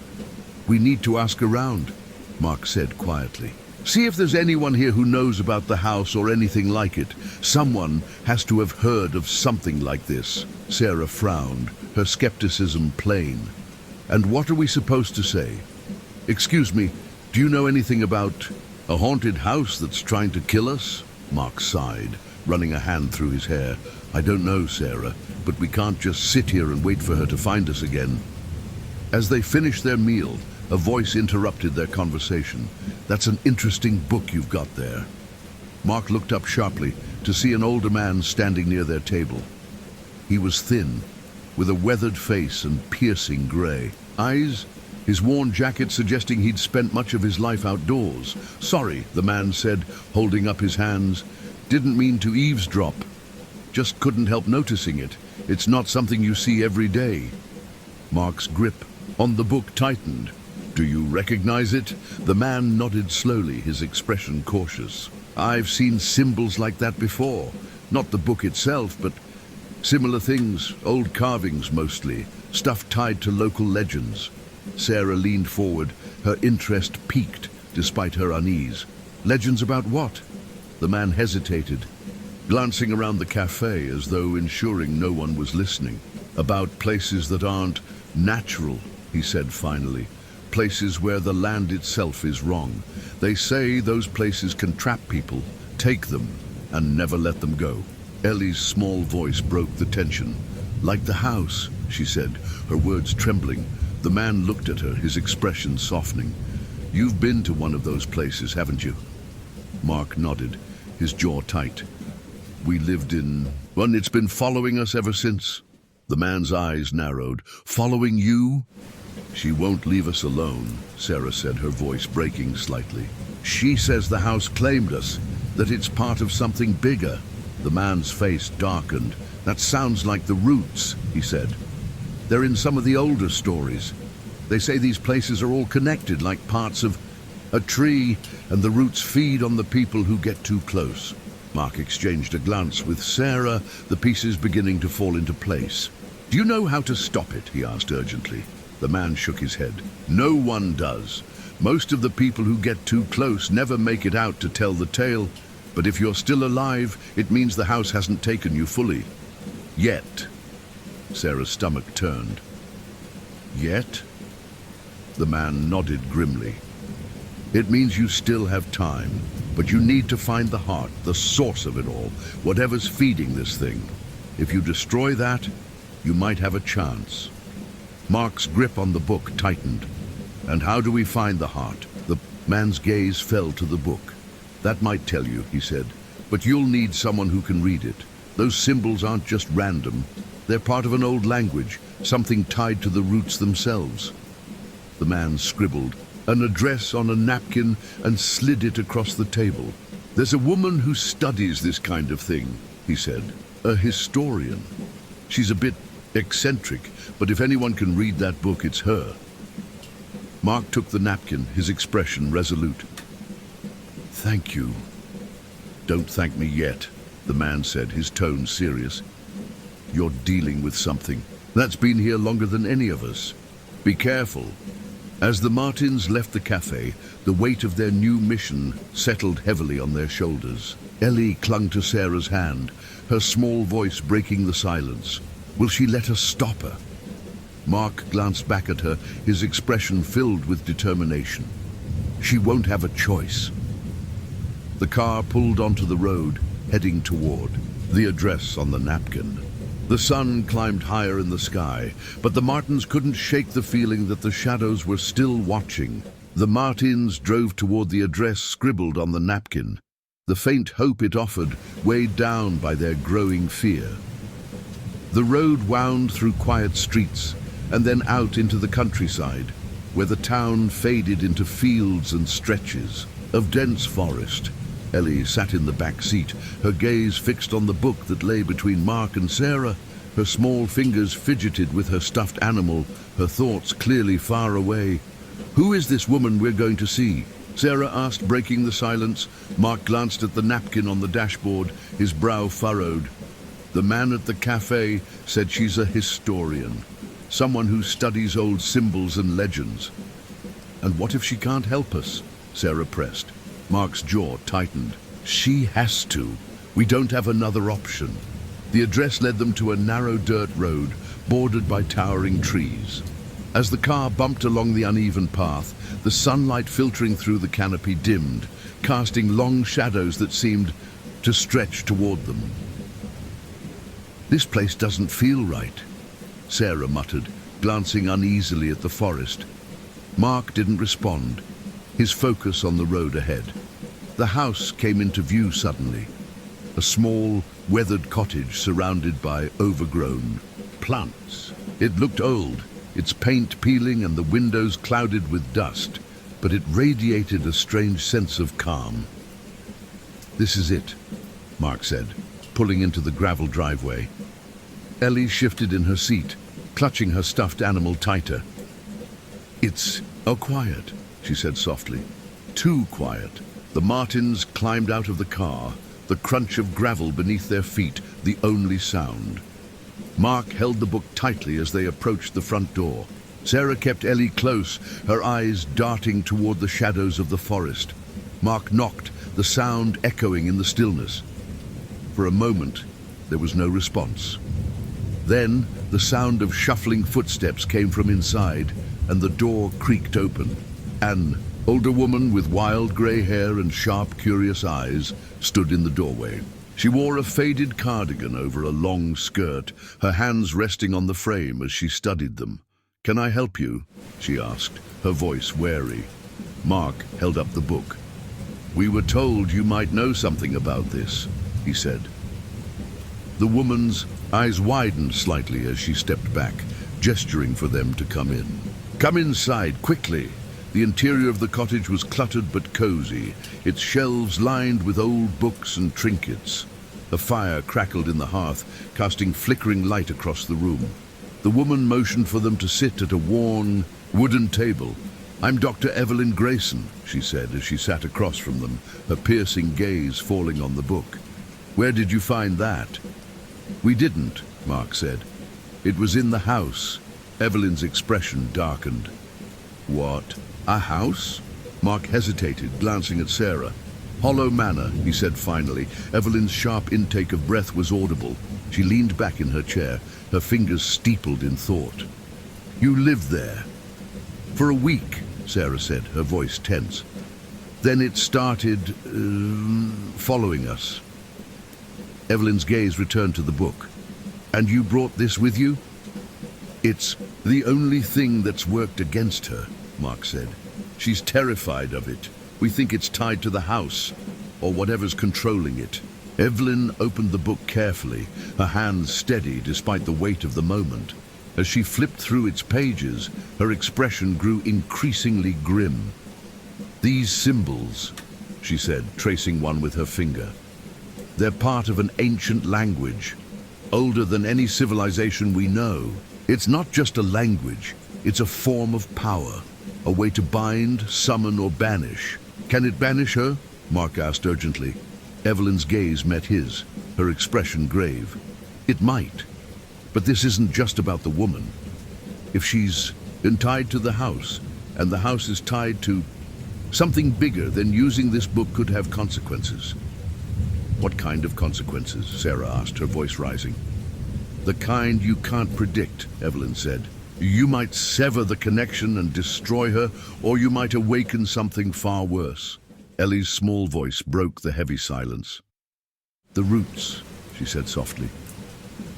Evelyn turned to her, her sharp eyes narrowing. "What do you mean?" "And child," Ellie hesitated, then clutched her stuffed animal tightly. "She said the house isn't alive by itself.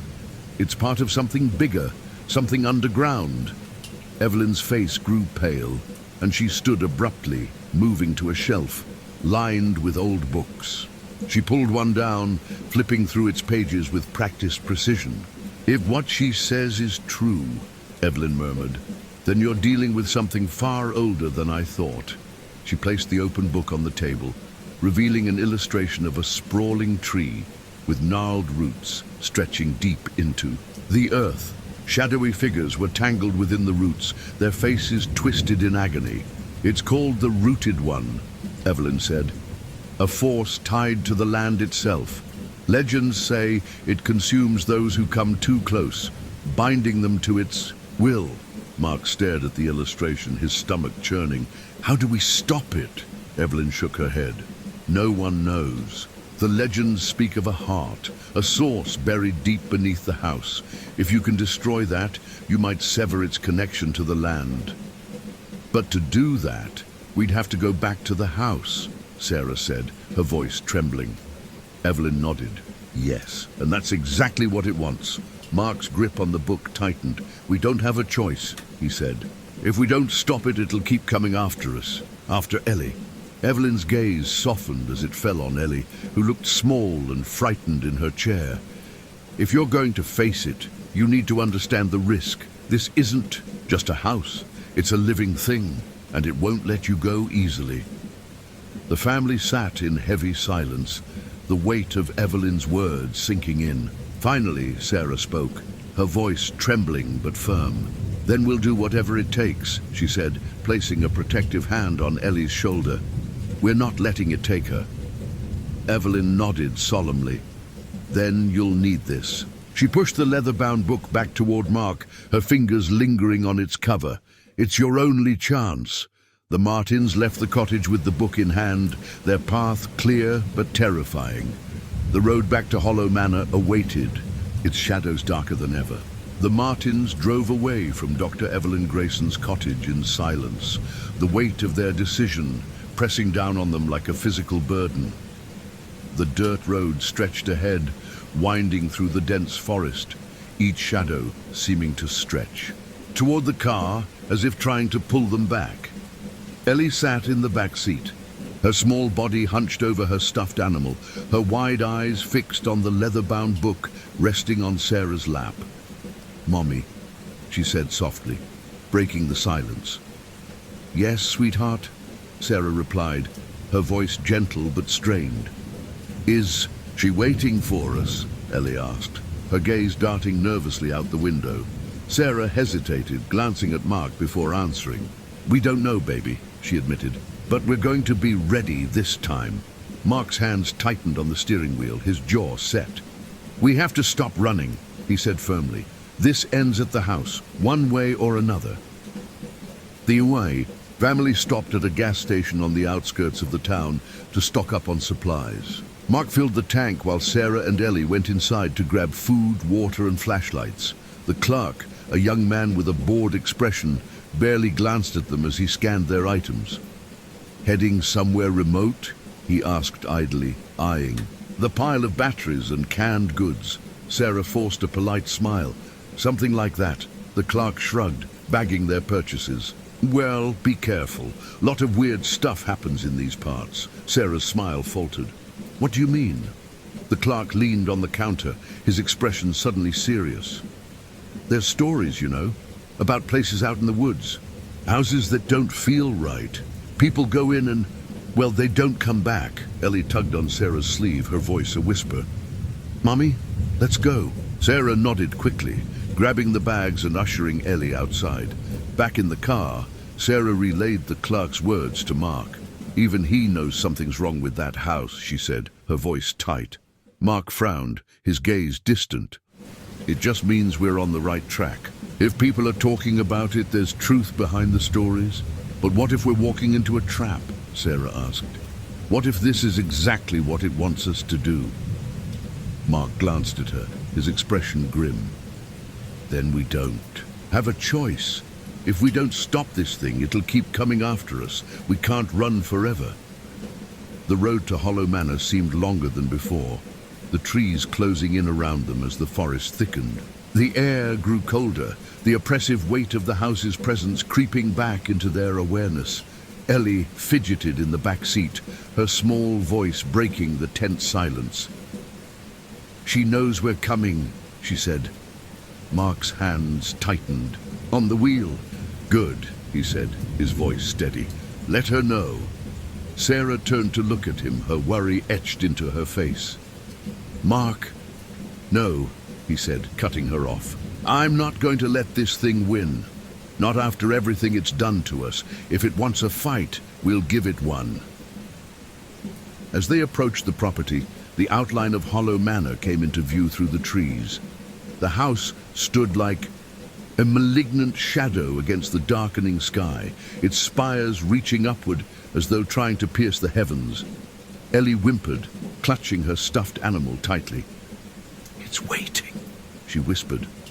Mark parked the car at the edge of the driveway, the engine rumbling into silence. The family sat in the car for a long moment, the weight of their decision sinking in. "This is it," Mark said, turning to face Sarah and Ellie. "We go in. We find the heart, and we end this. Sarah nodded, though her hands shook as she reached for the leather-bound book. We'll stick together, she said, no matter what. Mark looked at Ellie, his expression softening. You stay close to us, okay, kiddo? Ellie nodded, her voice barely a whisper. Okay. The family stepped out of the car, the cold air biting at their skin. The trees around the house were silent, their bare branches twisting like skeletal fingers. The ground beneath their feet felt strange, almost spongy, as though it were alive. Mark led the way, the book clutched tightly in one hand and a flashlight in the other. Sarah followed closely, her hand resting protectively on Ellie's shoulder. As they approached the house, the front door creaked open slowly, as though inviting them inside. I hate this place, Sarah muttered, her breath visible in the cold. Mark glanced at her, his jaw tight. So do I, but we're not leaving until this is over. Inside, the house felt alive, its walls groaning softly as if breathing. The air was thick with the smell of mildew and decay, and the faint sound of whispers echoed from somewhere deep within. Ellie clung to Sarah's side, her wide eyes darting nervously around the room. She's here, she said softly. Mark turned to her, his flashlight cutting through the dim light. Where, Ellie? Can you see her? Ellie shook her head. Not yet, but she's close. Sarah shivered, her grip on the book tightening. We need to find the basement, she said. That's where you saw the carvings, right? Mark nodded. That's where the heart will be. If we destroy it, we destroy her connection to this place.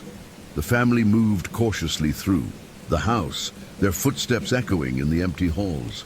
The shadows seemed to shift and stretch, following them as they made their way toward the basement door. When they reached it, Mark hesitated, his hand resting on the doorknob. He turned to Sarah and Ellie, his expression serious. Stay close, and no matter what happens, don't let go of each other. Sarah nodded, her heart pounding. We're with you. Mark pushed the door open, revealing the narrow stone staircase that led down into the darkness. The air was colder here, the whispers louder, as though the house itself were aware of their presence. As they descended, Ellie's voice trembled. She doesn't want us here. Mark's voice was steady, but his grip on the flashlight tightened. That's too bad. The basement stretched out before them, its walls slick with moisture and covered in strange carvings. At the center of the room stood a crude altar, its surface etched with the same glowing symbols from the book. This is it, Mark said, his voice barely above a whisper. Sarah clutched Ellie tightly, her gaze fixed on the altar. What do we do now? Mark opened the book, the symbols on its pages glowing faintly. We finish this, he said. The whispers rose into a deafening roar, and the shadows surged toward them. The basement seemed to breathe around them, the walls pulsing faintly as if alive. The air was thick and damp, carrying the metallic tang of something ancient and decayed. Mark stood at the center of the room, the leather-bound book open in his hands, its glowing symbols casting an eerie light across the crude altar before him. Sarah held Ellie close, her back pressed against the cold stone wall. What are we supposed to do? She asked, her voice trembling. Mark's eyes scanned the pages of the book, his hands shaking. The symbols here, they match the ones on the altar, he said. It's like the book is trying to guide us. Ellie whimpered, her small voice barely audible. She doesn't want you to read it, she said. She's coming. The whispers that had been threading through the air rose into a cacophony, overlapping voices filled with anger and malice. The flickering light from the book dimmed for a moment, and the shadows in the corners of the room surged forward, stretching toward the family like living things. Mark set the book down on the altar, his movements quick and deliberate. If this is where the heart is, we have to activate it. The book has to show us how to destroy it. What if activating it makes things worse? Sarah asked, her voice rising. Mark hesitated, but his resolve hardened. We don't have another option. If we don't do this, she'll keep coming. The symbols on the altar began to glow faintly, as Mark traced his fingers over them, matching the patterns to those in the book. The whispers grew louder, their tone shifting from anger to something darker, pleasure, anticipation. Ellie pressed her face against Sarah's side, her small body trembling. "She's here," she whispered. "She's in the room." Sarah's heart pounded as she scanned the basement, her eyes darting to the shifting shadows. "Where, Ellie?" Ellie pointed toward the far corner of the room, where the darkness seemed thicker, heavier. From the shadows the woman emerged. Her form was more defined than ever, her tattered gown swaying as if caught in an unseen wind. Her hollow eyes burned with malice, and her sharp smile sent a chill through the room. "You're making a mistake," she said, her voice low and resonant. "You don't understand what you're dealing with." Mark turned to face her, his jaw tight. "We understand enough," he said. "We know this place feeds on people, on us, and we're going to stop it." The woman laughed, the sound cold and mocking. "You can't stop it," she said. "The roots are endless. The house is endless. It will take you, just as it's taken so many before." Sarah stepped forward, her fear replaced by anger. "You've been tormenting us, chasing us, and threatening our daughter. Why? What do you want from us?" The woman's smile widened. "It's not me that wants you," she said. "It's the house. It has claimed you, and it will not let you go." "But why us?" Sarah demanded. "What did we do to deserve this?" The woman tilted her head, her hollow eyes narrowing. "You were simply there," she said. "You stepped into the house, and that was enough. The house doesn't choose its victims. It accepts them." Mark slammed his hand down on the altar, the glow from the symbols flaring brightly. "We're not going to be its victims," he said. "We're ending this right now." The woman's expression darkened, and the shadows in the room surged forward, swirling around her like a living storm. "You think you can destroy the heart?" she hissed. "You don't have the strength." Mark ignored her, his focus on the book. The symbols on the altar pulsed in time with those in the book, their glow intensifying. The air in the room grew, heavier, pressing against their chests like an invisible weight. "Sarah, take Ellie and move back," Mark shouted. Sarah pulled Ellie toward the wall, shielding her daughter with her body. The woman's form began to shift, her edges blurring as she stepped closer to the altar. "You don't understand," the woman said, her voice rising. "The heart isn't just the house.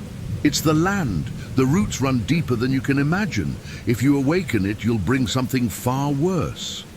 Mark looked up at her, his expression fierce. "You mean something worse than you?" The woman's laughter was sharp and grating. "You have no idea what you're doing." The glow from the altar grew blinding, the symbols flaring brighter and brighter until they filled the room with an unnatural light. The whispers reached a deafening pitch, then abruptly stopped, leaving a silence so profound it felt like the air had been sucked from the room.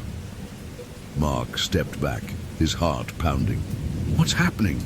The altar began to tremble, cracks forming along its surface as the light pulsed like a heartbeat. A deep, guttural sound echoed through the basement, shaking the walls. Ellie screamed, burying her face in Sarah's chest. "It's waking up!" she cried. The woman's form flickered, her sharp smile twisting into a snarl.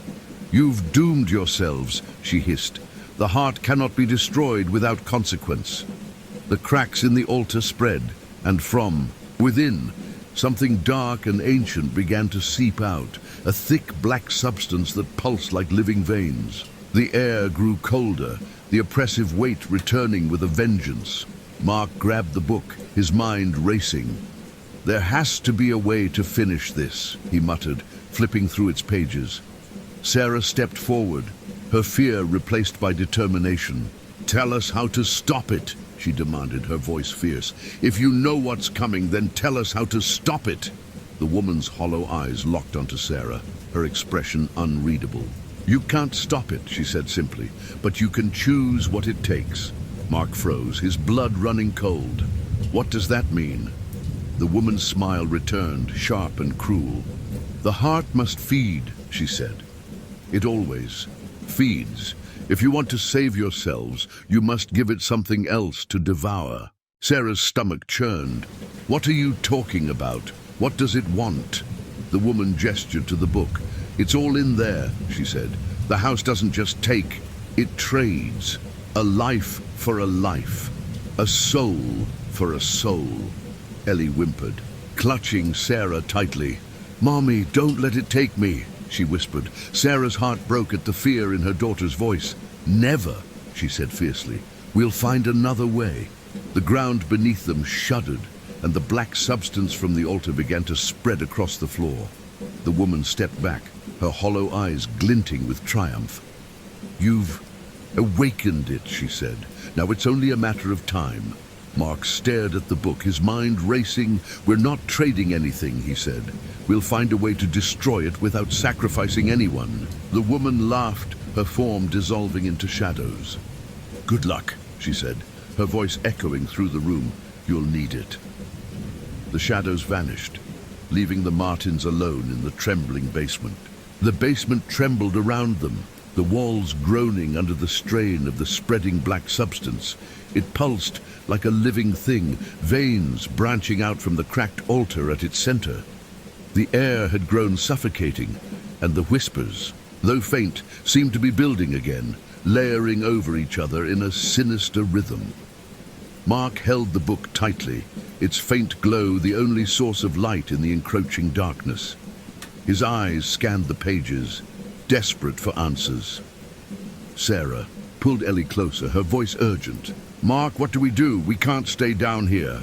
Mark flipped through the book's pages, his hands shaking. The altar, the heart, it's connected to this thing, he said. If we can destroy it, we might be able to stop the house and her. But how do we destroy it? Sarah demanded, her voice rising. We don't even know what it is. Ellie's soft voice cut through the chaos. It's hungry, she whispered. Mark and Sarah turned to her, their expressions stricken. What do you mean, sweetheart? Sarah asked, brushing Ellie's hair back from her tear-streaked face. Ellie clung to her stuffed animal, her small body trembling. She said the house has to eat. If we don't give it something, it'll take us. Mark's stomach churned. We're not giving it anything, he said firmly. There has to be another way. Sarah's grip on Ellie tightened. Mark, the altar's breaking apart. Whatever's inside it is coming out. We have to stop it now. The cracks in the altar widened, and a deep, guttural sound echoed through the room. The black veins spreading across the floor began to rise, forming tendrils that snaked through the air, reaching for the family. Mark grabbed a flashlight from his pocket, its beam cutting through the darkness. He shone it on the tendrils, but they didn't react. It's coming for us, Sarah said, her voice trembling. Mark flipped back to a page in the book that depicted the same circular symbol they'd seen on the altar. Surrounding it were lines of text in the ancient language, symbols that glowed faintly. This has to mean something, he muttered, tracing the lines with his finger. It's like a ritual or a seal. Then use it, Sarah shouted, backing away from the advancing tendrils. Mark pressed his hand against the glowing symbols on the page, and the book responded immediately. The light intensified, spilling across the room and causing the tendrils to recoil slightly. The whispers rose to a deafening pitch, the voices angry and panicked. It's working, Mark said, his voice strained. The black substance shuddered, and the altar groaned as if resisting the energy from the book. But the tendrils surged forward again, faster this time, lashing out toward Mark. Mark, look out! Sarah screamed. One of the tendrils wrapped around Mark's ankle, yanking him off his feet. The book flew from his hands, sliding across the floor. Mark! Sarah cried, rushing toward him. The tendril began to pull Mark toward the altar, its grip tightening like a vice. He struggled against it, his hands clawing at the ground. Get the book! He shouted. Sarah grabbed a nearby flashlight and swung it at the tendril, the force of the blow causing it to loosen slightly. Mark kicked at it, freeing himself just as Sarah retrieved the book. It's reacting to the book, she said breathlessly. We need to use it to stop this thing. Mark scrambled to his feet, taking the book from Sarah. He flipped through the pages, finding the glowing symbols again. The air around them grew colder, and the black substance from the altar began to rise higher, forming a swirling mass above the broken stone. "It's coming," Ellie whimpered, burying her face. In Sarah's side, Mark pressed his hand against the page once more, focusing on the symbols. He began to speak, the strange words spilling from his lips as though the book itself were guiding him. The glowing symbols on the altar responded, flaring brightly. The swirling mass above it shuddered, its form shifting erratically. The whispers grew louder, their tone desperate and angry. The tendrils lashed out wildly, but the light from the book seemed to hold them at bay. Mark continued to chant, the words flowing faster as the energy in the room intensified. Sarah pulled Ellie back toward the wall, shielding her daughter as the air around them crackled with power. "It's working!" Sarah shouted. The swirling mass above the altar began to collapse inward, its dark form writhing as if in pain. The tendrils retreated, their movements frantic as the light from the book grew blinding. But just as the mass seemed ready to dissipate entirely, a sharp, guttural scream echoed through the basement. The woman's form materialized at the edge of the room, her hollow eyes burning with rage. "Stop!" she screamed, her voice reverberating through the stone walls. "You don't know what you're doing!" Mark faltered, the chant breaking for a moment. The light from the book dimmed slightly, and the swirling mass began to stabilize. "Don't listen to her!" Sarah shouted. "Keep going!" The woman stepped closer, her form rippling with shadows. "If you destroy the heart, you'll wake it," she hissed. "You'll wake what lies beneath." Mark hesitated, his mind racing. "What are you talking about?" The woman's smile returned, sharp and cruel. "The heart is a seal," she said. "It binds the roots. If you break it, you'll unleash the true power of the house. It won't just take you, it will take everything." Sarah stepped forward, her eyes blazing with anger. "Why should we believe you? You've been trying to destroy us this whole time." The woman's expression darkened. "I serve the house," she said, "but I also understand it. You don't." Mark looked at Sarah, then at Ellie, his resolve hardening. "I don't care what happens," he said. "We're not letting it take us, or her." He resumed chanting, the symbols in the book glowing brighter than ever.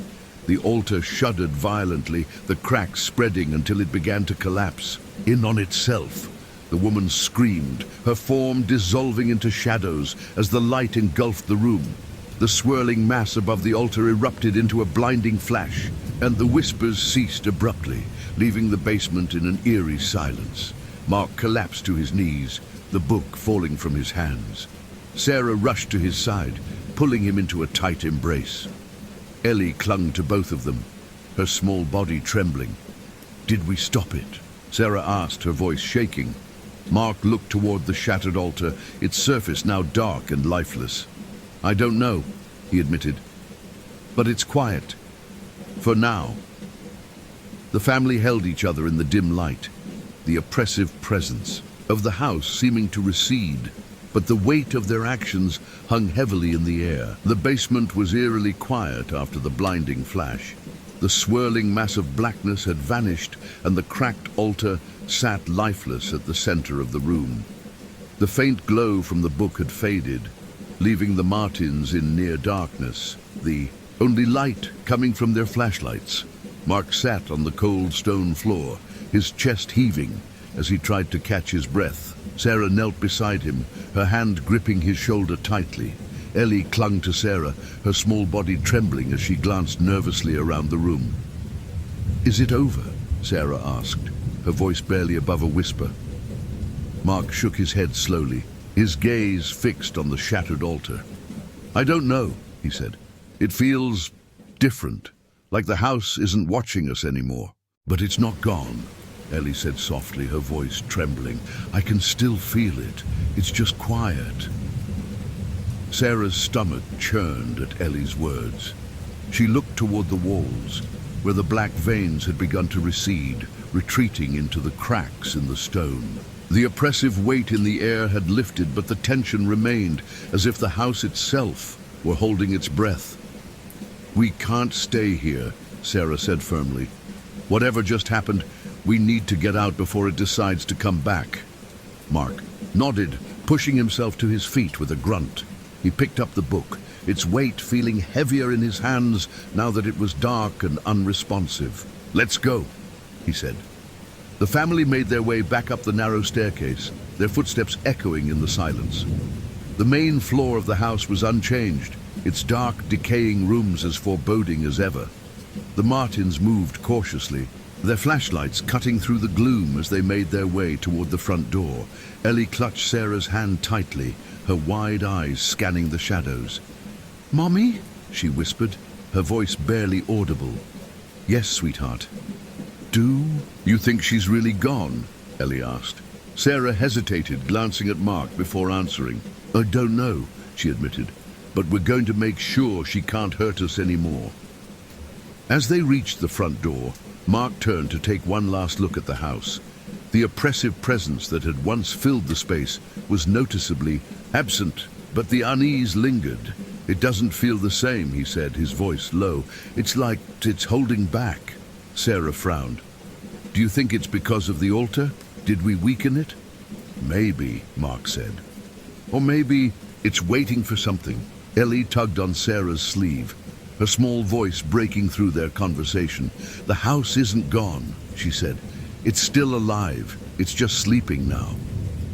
Mark opened the front door, and the cold night air hit them like a wave. The stars above were obscured by thick clouds, and the distant sound of the wind rustled through the trees. The family stepped onto the porch, their breaths visible in the frigid air. "We need to go," Sarah said, her voice urgent. Mark nodded, leading them down the creaking steps and toward the car parked at the edge of the driveway. The house loomed behind them, its dark windows like empty eyes watching them leave. As they climbed into the car, Ellie turned to look back at the house, her small hand pressed against the window, her expression pensive. "Ellie?" Sarah asked gently. "What is it?" Ellie didn't answer at first. She stared at the house, her voice soft when she finally spoke. "She's not gone, she's still part of it, and it's waiting for us to come back." Mark's hands tightened on the steering wheel. "We're not coming back," he said firmly, starting the engine. Ellie looked at him, her wide eyes filled with fear. "But what if it follows us?" The car rolled down the driveway, the house growing smaller in the rearview mirror. Mark drove in silence, his thoughts racing. The weight of the book on his lap felt heavier than ever, its pages filled with answers. They couldn't yet decipher. "We need to find out what's in this book," he said, breaking the silence. "If there's a way to destroy the house for good, it has to be in here." Sarah nodded, though her face was pale. "We can't keep running," she said. "If the house is still alive, it won't stop chasing us." Ellie hugged her stuffed animal tightly, her voice barely audible. "It always follows." The Martins drove through the night, the road stretching endlessly before them. As the forest thinned and the first signs of civilization appeared on the horizon, the oppressive weight of the house seemed to lift slightly, but the memory of its presence lingered, a shadow that refused to fade. "What's our next step?" Sarah asked, breaking the heavy silence. Mark glanced at the book, his brow furrowed. "We need to find someone who can read this," he said. "Someone who understands what we're dealing with. Evelyn was right. The house is tied to something bigger. We need to figure out what that is before it wakes up again." Ellie sat quietly in the back seat, her eyes closed as if trying to block out the world around her. But even in her silence, her small voice echoed in Sarah's mind. "It's not gone. It's just sleeping." The Martins knew that their battle was far from over. The house still held its secrets, and its hunger had not been sated. But for now, they were alive, and they had the book, a fragile hope in the face of an ancient, relentless force. The road ahead was uncertain, But the Martins drove on, determined to uncover the truth and put an end to the nightmare that had consumed their lives. The Martins reached the outskirts of a small town as dawn broke, its quiet streets and scattered buildings bathed in the soft golden light of morning. The tension that had gripped them during their escape from the house had eased slightly, though the weight of what they had experienced still lingered heavily in the air. Mark parked the car in front of a modest diner, the smell of coffee and breakfast drifting through the open windows. The family sat in silence for a moment, their exhaustion evident. "We should eat," Sarah said finally, her voice barely above a whisper. "We need to keep our strength up if we're going to figure this out." Mark nodded, though his gaze remained fixed on the book resting in his lap. "Yeah," he said. "We'll eat, then we start looking for help." Inside the diner, the atmosphere was warm and inviting, a stark contrast to the oppressive cold of Hollow Manor. The Martins slid into a booth near the window, their movements slow and deliberate. A cheerful waitress approached, her notepad in hand. "What can I get you folks this morning?" Sarah managed a polite smile. "Just some coffee for now," she said. "And something simple for her." She gestured toward Ellie, who sat quietly beside her, clutching her stuffed animal. The waitress glanced at Ellie, her smile softening. "How about some pancakes, sweetheart? On the house." Ellie nodded hesitantly, her voice barely audible. "Thank you." As the waitress left to place their order, Mark leaned forward, his voice low. "We need a plan," he said. "We can't just drive around aimlessly. We have to find someone who can help us read this book." Sarah nodded, though her expression was weary. "Do you think there's a university or library nearby? Someone who specializes in ancient languages or folklore?" Mark glanced out the window, his brow furrowed. "Maybe. This town's small, but there might be something in the next city over." Ellie looked up, her wide eyes filled with worry. "What if she finds us before we figure it out?" Sarah reached out, brushing a strand of hair from Ellie's face. "We'll keep moving," she said. "She won't catch us." Ellie's gaze dropped to the table, her small hands fidgeting with the hem of her stuffed animal. "She's already following us," she whispered. The food arrived, and the family ate in relative silence, their nerves frayed and their exhaustion evident. Ellie picked at her pancakes, her appetite diminished by the lingering fear of the house's presence. Mark finished his coffee, his resolve hardening. "Once we're done here, we'll head to the city," he said. "There has to be someone who can read this." Sarah hesitated, then nodded. "We'll find someone," she said, though her voice carried little conviction. After paying the bill, the Martins returned to their car, the book carefully tucked into Mark's bag. The sun was higher in the sky now, its warmth doing little to dispel the cold that seemed to cling to them like a shadow. Ellie climbed into the back seat, her small frame curling into the corner as she hugged her stuffed animal tightly. Mark started the engine, his jaw tight as he pulled onto the main road. "Next stop, the city," he said. Sarah turned to look at Ellie, her heart aching at the fear etched into her daughter's face. "We're going to figure this out," she said softly. "We'll stop her." Ellie didn't respond, her gaze fixed on the passing scenery. As the miles stretched on, the landscape began to change, the dense forests giving way to open fields and scattered towns. The oppressive feeling of Hollow Manor had faded, but the Martins remained on edge, their nerves frayed from the constant sense of being watched. Mark glanced at the rearview mirror, his unease growing. "Do you feel that?" he asked, his voice low. Sarah frowned. "Feel what?" "It's like..." Mark hesitated, his grip on the wheel tightening. "Like we're not alone." Ellie's small voice broke the silence. "She's still with us," she said. Mark's jaw clenched, his eyes scanning the road ahead. "How can she still follow us? We destroyed the altar." Ellie looked up at him, her expression solemn. "The altar wasn't the end. It was just part of her. The house is still alive. Sarah's breath hitched. So even after everything we did, she's still coming for us? Ellie nodded, her voice trembling. She'll keep coming until we stop the roots. That's what she told me. Mark's mind raced, his frustration boiling over. Then we'll stop the roots, he said firmly, no matter what it takes. The Martins arrived in the city by early afternoon. Its bustling streets and towering buildings, a stark contrast to the isolation they had experienced at Hollow Manor. Mark parked the car near a library, its grand stone facade promising the resources they desperately needed. This is as good a place as any to start, he said, grabbing the bag with the book. Sarah nodded, taking Ellie's hand. Let's go, she said. Inside, the library was quiet and expansive, its shelves lined with books on every subject imaginable. Mark approached the information desk, where a middle-aged librarian with kind eyes looked up from her work. "Can I help you?" she asked. Mark hesitated, then pulled the book from his bag. "We're looking for someone who might be able to translate this," he said. The librarian's eyes widened as she took in the strange symbols on the cover. "That's unusual," she said. "I don't recognize the language, but there's a professor at the university who specializes in ancient texts. She might be able to help." The librarian provided them with the professor's contact information, and the Martins left the library with a renewed sense of purpose.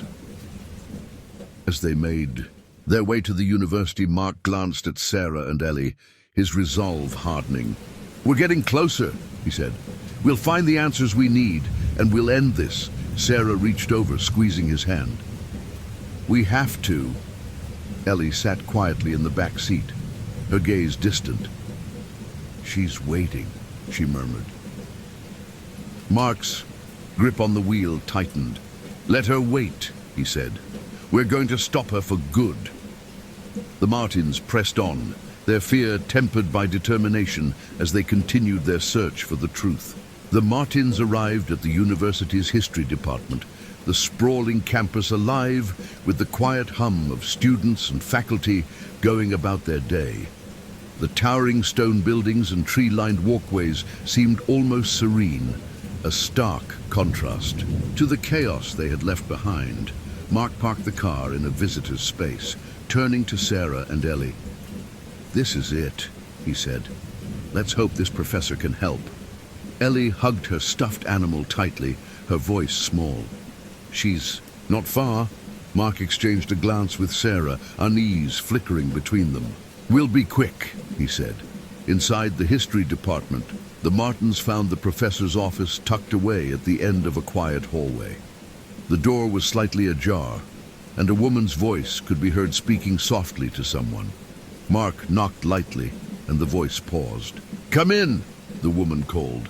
They stepped inside to find Professor Margaret Hayes, a woman in her 60s with sharp eyes and silver-streaked hair pulled into a neat bun. She sat behind a cluttered desk, papers and books scattered around her. "Can I help you?" she asked, her tone curious but cautious. Mark placed the leather-bound book on her desk.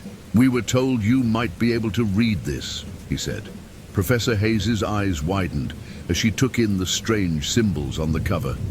She reached out, her fingers brushing the aged leather.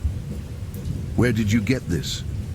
The family hesitated, exchanging uneasy glances. "It was in a house we stayed in," Mark said carefully. "We think it's tied to some unusual things that have been happening to us." Hayes's brow furrowed as she opened the book, her fingers tracing the glowing symbols.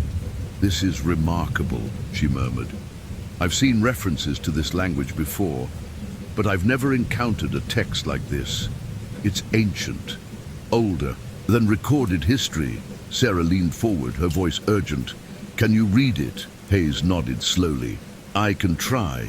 It's a complex language, but I've studied fragments of it. If you give me some time, I might be able to translate enough to understand its purpose." Mark hesitated. "How long would that take?" "A few hours, perhaps," Hayes said. "I'd need to compare it to some of my references." Sarah's unease was evident. "We don't have a lot of time," she said. "The thing tied to that book, It's following us. We need answers now. Hayes's sharp gaze flicked between them.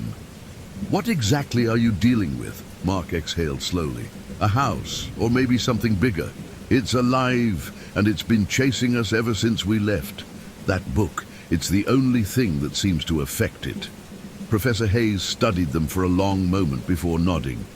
Wait here, she said, standing and disappearing into the back of her office, where more shelves of books and ancient artifacts were stored. Ellie tugged on Sarah's sleeve, her voice trembling. Mommy, we shouldn't stay long. She's going to come here. Sarah crouched down, holding Ellie close. We'll leave as soon as we can, sweetheart, she said. We just need to know how to stop her. Mark paced the room, his nerves fraying. I don't like sitting still, he muttered. It feels like we're giving her time to catch up. Professor Hayes returned with a heavy book and a magnifying glass, placing them on her desk. This is a compendium of symbols I've been working on for years, she explained. It's not complete, but it might help us decode the text. She flipped through the pages of both books, her movements quick and precise. The glowing symbols in the leather-bound tome seemed to pulse faintly, as if responding to her touch. These symbols, Hayes said, pointing to a section of the text, refer to a binding. It's a seal of some kind, designed to hold something in place. Mark frowned. A seal? Like the altar in the basement. Hayes nodded. It's possible. If you found this book in the house, it's likely connected to the heart of whatever force is tied to that place. The altar may have been part of the seal. Sarah's heart sank. But we destroyed the altar, she said. Did we break the seal? Hayes's expression turned grim. If the altar was the seal's anchor, breaking it could have weakened the containment. But this text suggests there might be more than one anchor. The roots of this force extend deep. There could be multiple seals tying it down. Mark's mind raced. So, if we destroy all the seals, we can stop it for good. Hayes hesitated. It's possible, she said. But there's a risk. If you don't destroy the seals in the correct sequence, or if the entity is too powerful, you could release it entirely. Ellie's small voice cut through the tension. She doesn't want us to destroy it, she said. Hayes turned to Ellie, her sharp gaze softening. Why not? She said it's not just the house, Ellie whispered. It's the roots. They're part of something bigger. If we break the seals, we'll wake it up. Hayes's expression grew serious. Then you're dealing with something ancient, she said. Something tied to the land itself. This isn't just about the house. It's about what's buried beneath it. The room fell silent as the weight of her words sank in. Sarah turned to Mark, her voice trembling. What do we do? Mark clenched his fists, his jaw tight. We don't have a choice. We can't keep running, and we can't let it take Ellie. We'll find the seals, destroy them, and end this. Hayes looked at him, her expression cautious. If you're determined to face this, you'll need more than just this book. I have resources that might help. Maps, texts, tools for rituals, but you'll need to act quickly. Whatever you're fighting, it's already awake. Mark nodded, his resolve hardening. Then we start now. The family gathered their courage, preparing for the battle ahead. The house's roots were deep, but the Martins were ready to dig them out, no matter what waited beneath. The Martins left Professor Hayes's office with a renewed sense of urgency. The weight of her words pressed heavily on their minds. The seals are tied to something ancient and powerful, and breaking them could awaken the true force beneath the house. Mark carried the leather-bound book tightly in his hands, its faintly glowing symbols now a beacon of both hope and dread. Ellie clung to Sarah's hand as they stepped into the brisk afternoon air, her wide eyes scanning the horizon. She's closer, Ellie murmured, her voice barely audible. Mark glanced at Sarah, his jaw tightening. We need to move fast. Professor Hayes joined them outside, carrying a worn satchel filled with maps, documents, and small artifacts. She handed the bag to Mark, her expression grim but determined. These should help, she said. The maps show locations tied to similar legends, places where the land is said to be alive. If the seals are tied to these routes, one of these sites might be your next target. Mark nodded, his grip on the satchel firm. Thank you, he said. We'll figure out where to go first. Hayes hesitated, her sharp gaze flicking to Ellie. You need to be careful, she said. If this force has already marked her, it won't stop until it gets what it wants. The seals might weaken its grip, but it will fight back harder the closer you get. Back in the car, the family spread the maps and documents across the back seat, the pages illuminated by the soft afternoon light.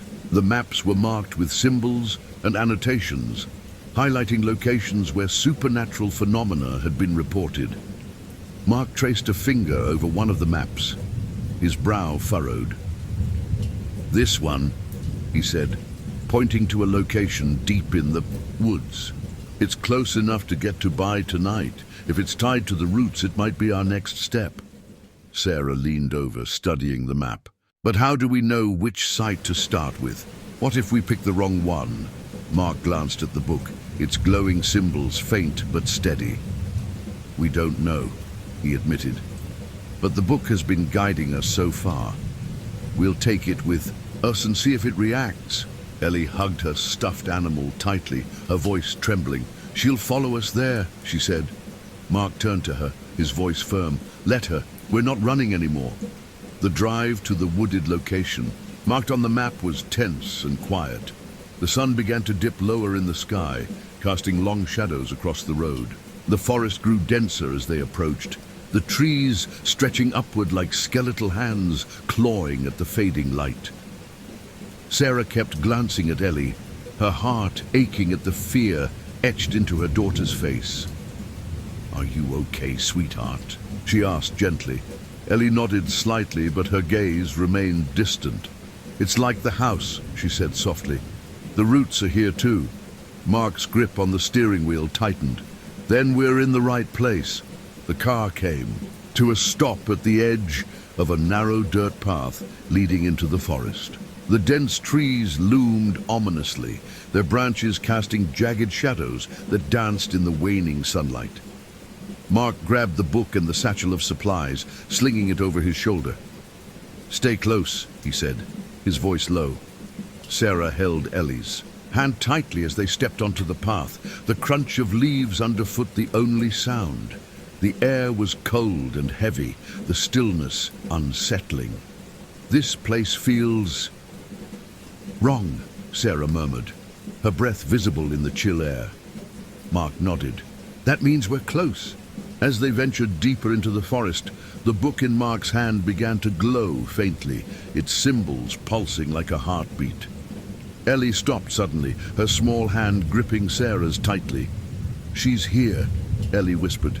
Mark froze, his flashlight cutting through the darkness. Where? Ellie pointed ahead, her wide eyes fixed on a cluster of trees where the shadows seemed unnaturally thick. The whispers began to rise, faint and dissonant, threading through the cold air. She doesn't want us to find it, Ellie said. The whispers grew louder as they approached a clearing in the forest. At its center stood an ancient stone monolith, its surface covered in carvings identical to those in the book. The ground around it was bare, the roots of nearby trees twisted and exposed, pulsing faintly with an unnatural energy. Mark stepped forward cautiously, the glow from the book intensifying. This is it, he said. This is another seal. Sarah's heart raced as she looked around the clearing. The shadows seemed to shift and writhe, and the whispers grew sharper, more insistent. What do we do now? She asked, her voice trembling. Mark opened the book, the symbols on its pages flaring to life. We finish what we started. The carvings on the monolith began to glow faintly as Mark chanted the words from the book, his voice steady despite the fear coursing through. Him! The ground beneath their feet shuddered, and the roots around the monolith writhed violently, as if in pain. The whispers rose into a deafening cacophony, and the shadows at the edge of the clearing surged forward, coalescing into a familiar form. The woman emerged, her hollow eyes burning with rage. "You don't know what you're doing," she screamed, her voice echoing through the clearing. Mark didn't falter, his voice rising above the whispers as he continued the chant. The light from the book intensified, spreading across the clearing and enveloping the monolith. The woman lunged toward him, her form rippling with shadows, but Sarah stepped between them, holding a flashlight like a weapon. "Stay away from him," Sarah shouted. The woman sneered, her sharp smile twisting. "You're only making it stronger," she hissed. "Destroying the seals will wake it." "We don't believe you," Sarah said, her voice steady despite her fear. The woman's laughter was sharp and grating. "Then you'll see for yourselves," she said. Mark's chant reached its peak, and the light from the book and the monolith flared blindingly bright. The woman let out a piercing scream, her form dissolving into shadow. As the roots around the monolith began to disintegrate, the ground stopped shaking and the whispers fell silent. The clearing was still once more, the oppressive energy dissipating. Mark lowered the book, his breath coming in ragged gasps. "One down," he said, his voice shaking. Sarah pulled Ellie close, her heart pounding. "How many more are there?" Mark looked at the book, its glow now dim. "I don't know," he admitted, "but we'll find them, and we'll end this." The family stood together in the quiet clearing, the shadows around them retreating. But in the silence, they could feel the weight of the battle still ahead. The clearing was quiet, the oppressive whispers that had filled the air now silenced. The monolith at the center stood dark and lifeless, its glow extinguished after Mark's chant had completed. The ground beneath their feet felt still, but the Martins knew better than to trust the calm. Mark closed the leather-bound book, his hands trembling as the glow from its symbols faded. He glanced at Sarah and Ellie, their faces pale in the weak light of the flashlight. "That was one seal," Mark said, his voice strained. "We don't know how many more are out there." Sarah clutched Ellie tightly, her gaze darting around the darkened forest. "Do you think it's safe to stop for the night?" she asked. "We can't keep going like this. We need rest." Mark hesitated, his jaw tightening. "We can't stay here," he said firmly. "This place might be quiet now, but if she's still out there..." Ellie's small voice cut through the tension. "She's still here," she whispered. "I can feel her." The words sent a shiver through Sarah. She knelt down beside Ellie, brushing a strand of hair from her daughter's face. "We'll keep moving," she said softly. "She won't hurt you, I promise." Ellie nodded, though her grip on her stuffed animal tightened. "She doesn't want us to break the seals," she murmured. "She said it's waking up." Mark knelt beside them, his voice gentle but firm. "Ellie, I know you're scared," he said, "but we can't let her stop us. Whatever's waking up, we'll stop it before it can hurt anyone else, okay?" Ellie looked at him with wide, tear-filled eyes. "Okay," she whispered. The family made their way back to the car, the darkness of the forest pressing in around them. The flashlight's beam cut through the shadows, but it couldn't dispel the unease that lingered in the air. When they reached the car, Mark opened the map from Professor Hayes, spreading it across the hood under the dim dome light. He traced his finger along the marked locations, his brow furrowed. "The next closest site is here," he said, pointing to a spot near the edge of a river. "It's a few hours away, but if we drive straight there, we can get there by morning." Sarah glanced at the map, her exhaustion evident. "Are you sure we shouldn't stop somewhere to rest?" Mark shook his head. "We don't have time. If what she said is true, the more seals we break, the stronger it might get. We need to keep moving." The drive was tense and silent, the faint glow of the dashboard lights casting shadows on their faces. Ellie dozed fitfully in the back seat, her small body curled against the door. Sarah kept her eyes on the dark road ahead, her hand resting lightly on Mark's arm. "Do you think we're doing the right thing?" she asked quietly. Mark's jaw tightened. "I don't know," he admitted. "But if we don't do this, she'll keep coming after us, after Ellie. We can't let that happen." Sarah nodded, though the doubt in her eyes remained. "I just hope we're not making things worse." The road grew narrower as they neared the river, the trees on either side forming a dense canopy overhead. The sound of rushing water grew louder, mingling with the low hum of the car's engine. Ellie stirred in the back seat, her eyes fluttering open. "Where are we?" she asked sleepily. "We're almost at the next site," Mark said. "Just stay close to us when we get there, okay?" Ellie nodded, rubbing her eyes. "Okay." The car came to a stop near a small clearing by the riverbank. Mark cut the engine, and the family stepped out into the cool night air. The sound of the river was soothing at first, but as they moved toward the marked location, the unease returned. The ground beneath their feet felt damp and spongy, and the air grew colder with each step. Mark held the book tightly, its faint glow returning.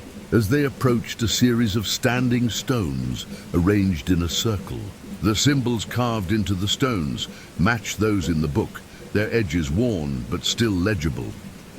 "This is it," Mark said, his voice low. Sarah shone her flashlight over the stones, her unease growing. "What do we do?" Mark opened the book, scanning its pages. "The symbols, it's another seal.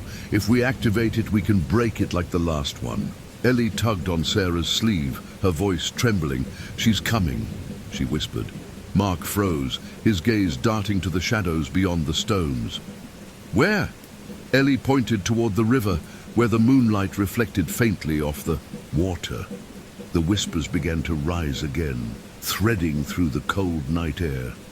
"She doesn't want us to break this one," Ellie said. Mark's resolve hardened. "Then we need to do it quickly." He began to chant, his voice steady as the symbols on the stones began to glow faintly. The whispers grew louder, their tone filled with anger and desperation.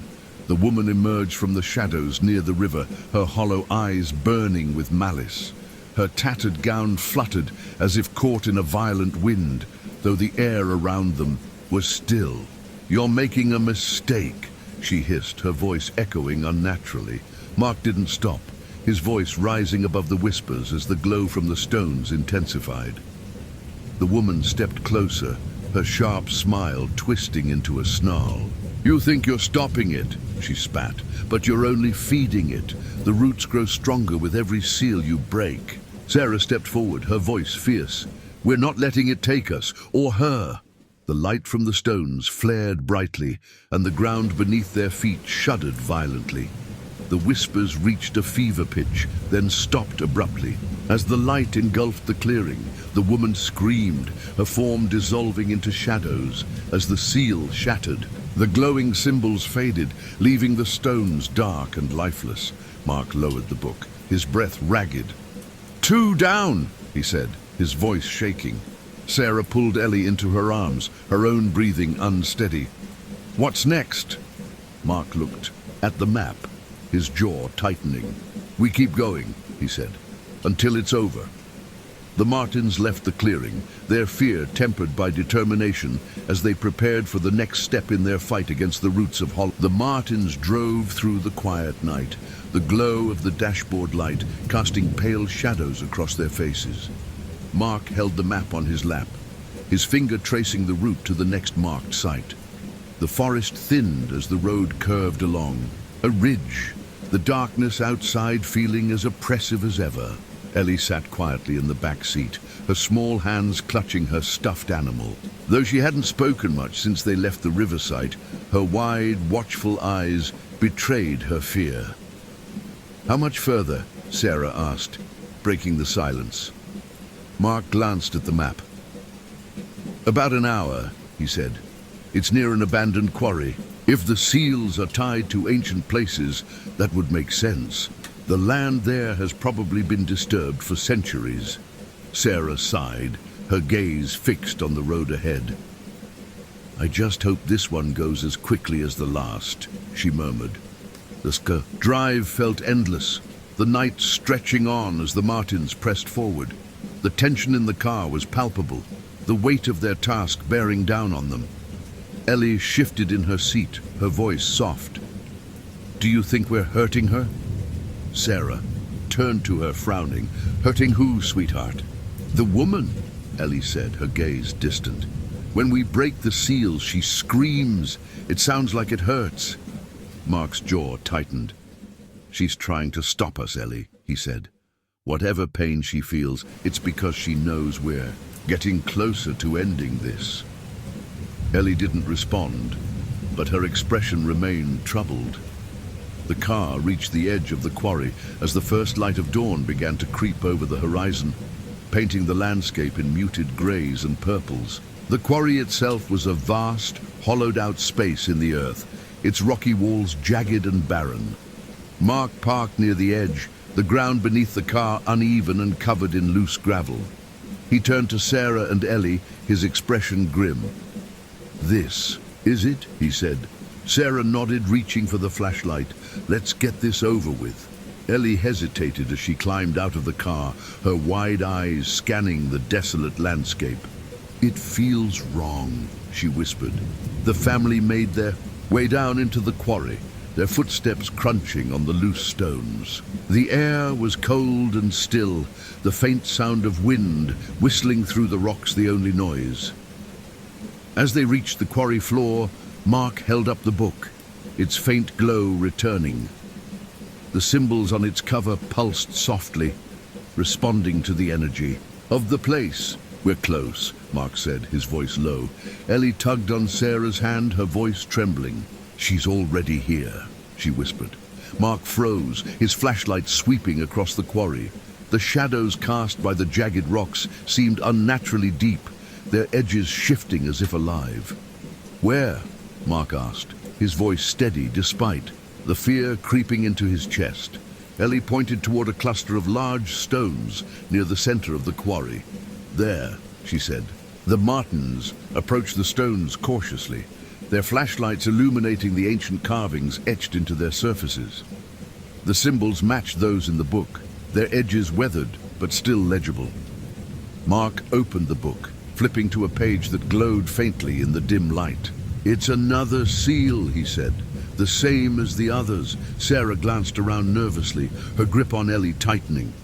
Let's do it quickly, she said. I don't want to be here any longer than we have to. Mark nodded, beginning the chant.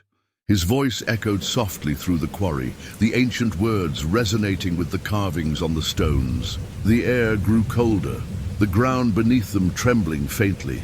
The whispers began again, faint at first, but growing louder with each passing moment. The shadows around the stones seemed to thicken, coalescing into a single form. The woman appeared, her hollow eyes burning with fury. You're making a mistake, she said, her voice sharp and venomous. Mark didn't falter, his chant continuing as the symbols on the stones began to glow.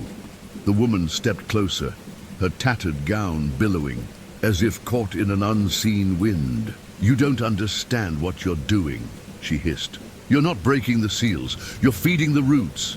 Sarah stepped in front of Mark, her flashlight pointed at the woman.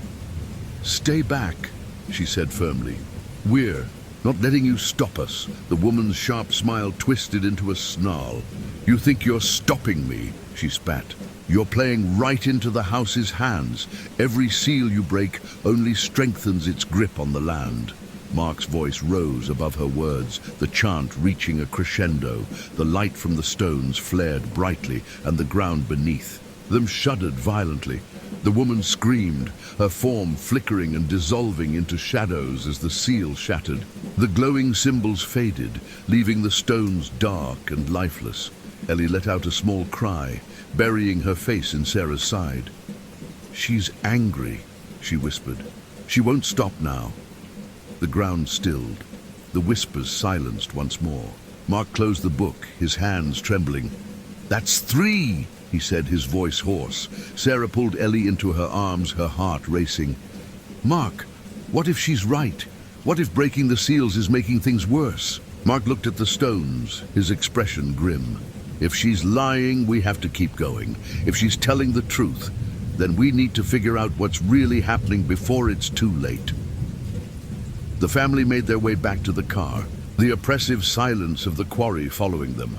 The seals were breaking, but the true nature of the roots remained a mystery, and the Martins could feel the house's grip tightening with every step they took. The Martins left the quarry behind, the rising sun casting long shadows over the barren landscape. Despite the light of day, the tension inside the car was palpable. Each member of the family weighed down by fear and uncertainty. Mark gripped the steering wheel tightly, his jaw clenched. The leather-bound book rested on the passenger seat beside him, its faintly glowing symbols now dormant. Sarah sat quietly, her hands resting in her lap. She glanced back at Ellie, who hugged her stuffed animal tightly, her wide eyes staring out the window. "She's getting stronger," Ellie said softly, breaking the silence. Mark's gaze flicked to the rearview mirror, his stomach tightening. "What do you mean, Ellie?" Ellie hesitated, then turned to look at him. "Every time we break a seal, she gets closer. I can feel her more now than I did before." Sarah's breath caught in her throat. "But we're weakening her connection, right?" she asked, her voice trembling. "Isn't that what the seals are supposed to do?" Ellie shook her head. "She said the roots are growing. The seals don't stop them. They feed them." Mark exhaled sharply, his grip on the wheel tightening. "We don't know if she's telling the truth," he said. "She could be lying to scare us." "But what if she's not?" Sarah asked, her tone rising. "What if we're playing right into her hands?" Mark didn't answer, his focus locked on the road ahead. The car fell into an uneasy silence as they drove toward the next location marked on Professor Hayes's map. The landscape grew more rugged, with hills rising on either side of the winding road. Sarah opened the satchel of documents Hayes had given them, spreading the maps and notes across her lap. "These locations, they're all tied to stories about the roots," she said. "Legends of people disappearing, of the land itself turning against them." Mark nodded grimly. "It's all connected to the house. The roots spread out from there, and the seals are what keep it contained. But if the seals are feeding it..." Sarah trailed off, her voice heavy with dread. Mark's jaw tightened. "Then we'll figure out another way to stop it." Ellie shifted in the back seat, her small voice breaking through the tension. "The house isn't just the roots," she said. "It's the heart, too. That's where the power comes from." Sarah turned to look at her. "What do you mean, sweetheart?" Ellie hugged her stuffed animal tightly, her gaze distant. "The woman told me the roots are connected to the heart. If the roots get too strong, the heart will wake up." Mark frowned, his mind racing. "So the seals are keeping the heart contained?" Ellie nodded slowly. "But every time we break one, the heart gets stronger." Sarah's stomach churned.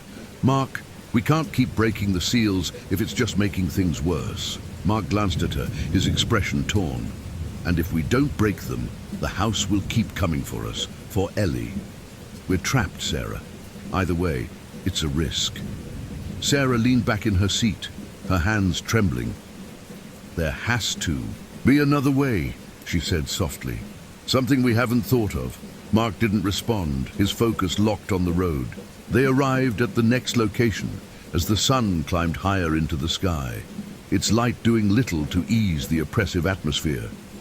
The site was an ancient burial ground, its markers weathered and crumbling with age. The air was thick and still, the faint sound of rustling leaves the only noise. Mark parked the car at the edge of the site, his heart pounding. "This is it," he said, stepping out of the car. Sarah and Ellie followed, their footsteps crunching on the dry grass as they approached the burial ground.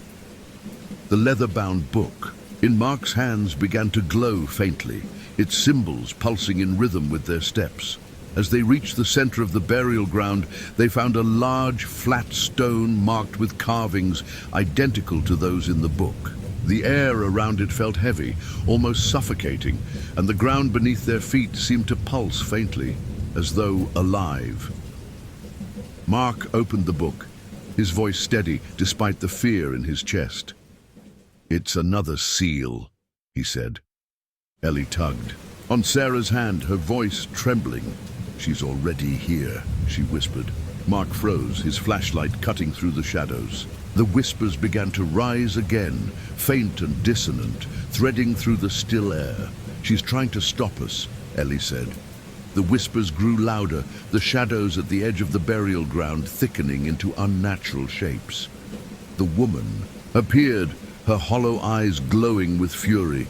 "You're more foolish than I thought," she hissed, her voice sharp and venomous.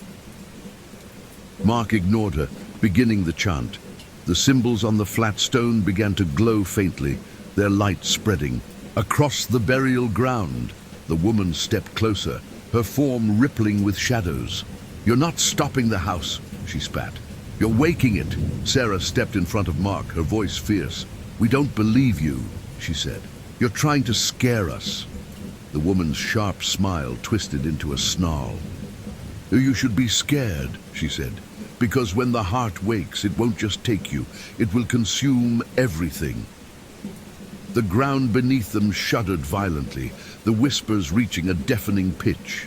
Mark's chant grew louder, the light from the stone intensifying as the seal began to break. The woman screamed, her form dissolving into shadows as the light engulfed the burial ground. The symbols on the stone flared brightly, then faded into darkness. Mark lowered the book, his breath ragged. "3 down," he said, his voice shaking. The ground stilled and the whispers fell silent once more. Sarah pulled Ellie into her arms, her heart racing. "How many more seals are there?" she asked. Mark looked at the book, its glow now dim. "I don't know," he admitted, "but we're running out of time." Ellie's wide eyes filled with tears. "She's angry," she whispered. "She's not going to let us break any more seals." The Martins returned to the car, their fear growing with each step. The seals were breaking, but so was the fragile barrier between them and the heart of the house, and they knew the worst was yet to come. The Martins drove away from the burial ground in tense silence, the weight of their task pressing heavier with each passing moment. The glowing symbols in the book had faded, leaving it inert on Mark's lap. But Ellie's words lingered in their minds. "She's angry. She won't let us break any more seals." Mark gripped the steering wheel tightly, his knuckles white. "We're running out of time," he said, his voice low but urgent. "Every seal we break gets us closer to ending this, but it's also waking whatever's at the heart of the house." Sarah glanced at him, her face pale. "Then maybe we shouldn't break any more seals," she said.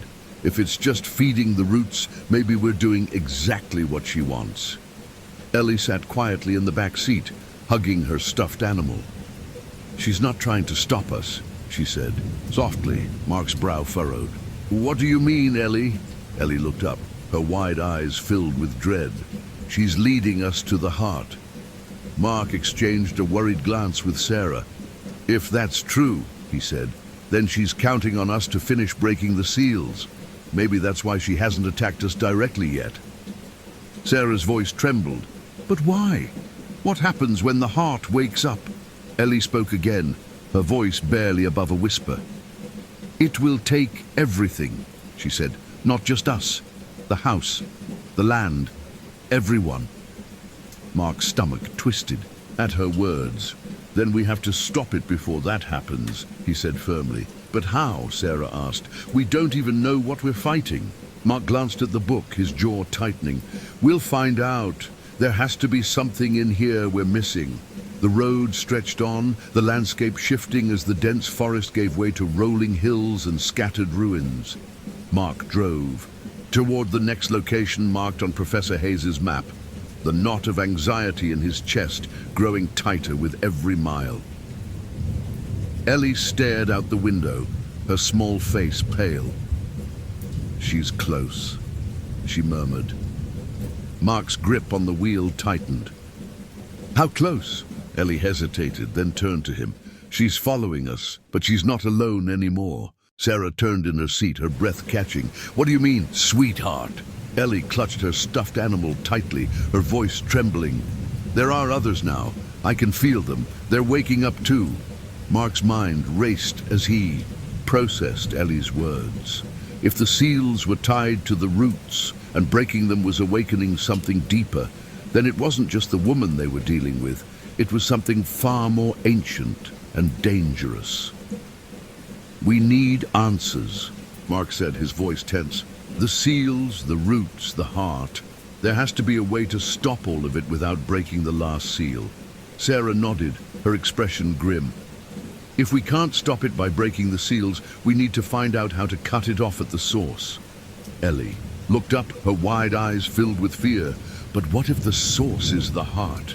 They arrived at the next marked location near dusk, the fading light casting eerie shadows over the landscape. The site was a crumbling stone temple, its ancient walls overgrown with vines and moss. The air was cold and heavy, and the faint sound of whispers seemed to drift on the wind. "This place feels worse than the others," Sarah said, her voice trembling. Mark nodded, his jaw clenched. "The seals are getting stronger the closer we get to the heart. That means this one might be harder to break or more dangerous." Ellie clung to Sarah's hand, her small body trembling. "She's already here," she whispered. As the Martins approached the temple, the whispers grew louder, threading through the air like a sinister melody. The symbols on the stone walls matched those in the book, glowing faintly in response to their presence. Mark opened the book, his hands trembling. "This is another seal," he said. "If we activate it, it might show us what we're dealing with." "But what if breaking it wakes up the heart?" Sarah asked, her voice rising. Mark hesitated, his gaze flicking to Ellie. "Ellie, you think we can stop her without breaking this one?" Ellie shook her head slowly, her voice soft but steady. "She's waiting for us to break it. She wants us to." The shadows around the temple thickened, coalescing into a familiar form. The woman emerged, her hollow eyes burning with fury. Her tattered gown rippled, as if caught in a violent wind, though the air around them was still. "You're close now," she said, her voice sharp and mocking. "The heart can feel you." Mark stepped forward, holding the book tightly. "We're going to stop this," he said. "We're not letting you or the house take us." The woman laughed, the sound echoing through the temple. "You think you're stopping us?" she spat.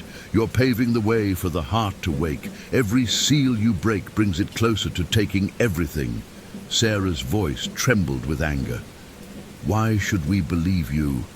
You've been trying to destroy us from the beginning." The woman's sharp smile twisted into a snarl. "Because I'm part of it," she said. "I serve the house, and when the heart wakes, I'll serve it too.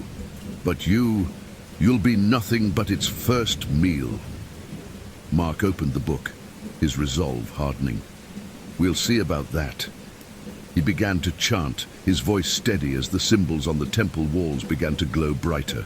The whispers rose into a deafening roar, the ground beneath their feet trembling violently. The woman lunged toward Mark, her form rippling with shadows, but Sarah stepped between them, holding a flashlight like a weapon. "Stay back, Sarah," shouted, her voice fierce. The woman sneered, her hollow eyes narrowing. "You can't stop what's coming," she said. "The roots are already awake. The heart is stirring. You're too late." The light from the book flared blindingly bright, engulfing the temple in an unnatural glow. The woman screamed, her form dissolving into shadows as the seal shattered. The whispers fell silent, and the ground stilled. Mark lowered the book, his breath ragged. "That's 4, he said, his voice shaking. Sarah pulled Ellie into her arms, her own breathing unsteady. "Mark, what if she's right? What if we're too late?" Mark looked at the book, its glow now dim. "We're not too late," he said firmly, "but we have to keep moving. We'll find the heart and we'll stop it before it can wake up." The family left the crumbling temple, the oppressive silence following them as they made their way. Back to the car. The seals were breaking, but so was the fragile barrier between them and the heart of the house, and the Martins knew their time was running out. The Martins drove away from the ancient temple, their hearts heavy with fear and uncertainty. The darkening sky mirrored the deepening dread within them as they realized how close they were to the heart of the house. Ellie sat quietly in the back seat, her small hands gripping her stuffed animal.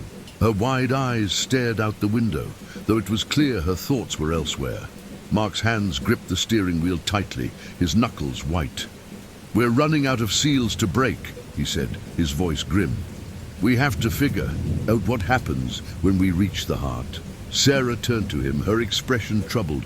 "Mark, what if we're making things worse? What if breaking these seals is exactly what the heart wants?"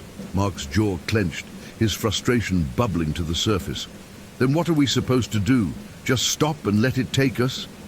Ellie's soft voice broke through the tension. "She's not trying to stop us," she said. Mark glanced at her in the rearview mirror. "What do you mean, Ellie?" "She's waiting," Ellie said, her voice trembling. "The heart is waiting for us to wake it up." The car fell into an uneasy silence, the weight of Ellie's words hanging heavily in the air. Sarah's gaze blinked between Mark and Ellie, her own doubts gnawing at her. "What if there's another way to stop it?" Sarah asked. "Something we haven't thought of?" Mark shook his head. "We don't know enough to make that call," he said. "We're barely figuring this out as we go. The book is the only guide we have, and it's leading us to the seals." "But what if the book is leading us into a trap?" Sarah asked, her voice rising. Mark didn't answer, his eyes fixed on the road ahead.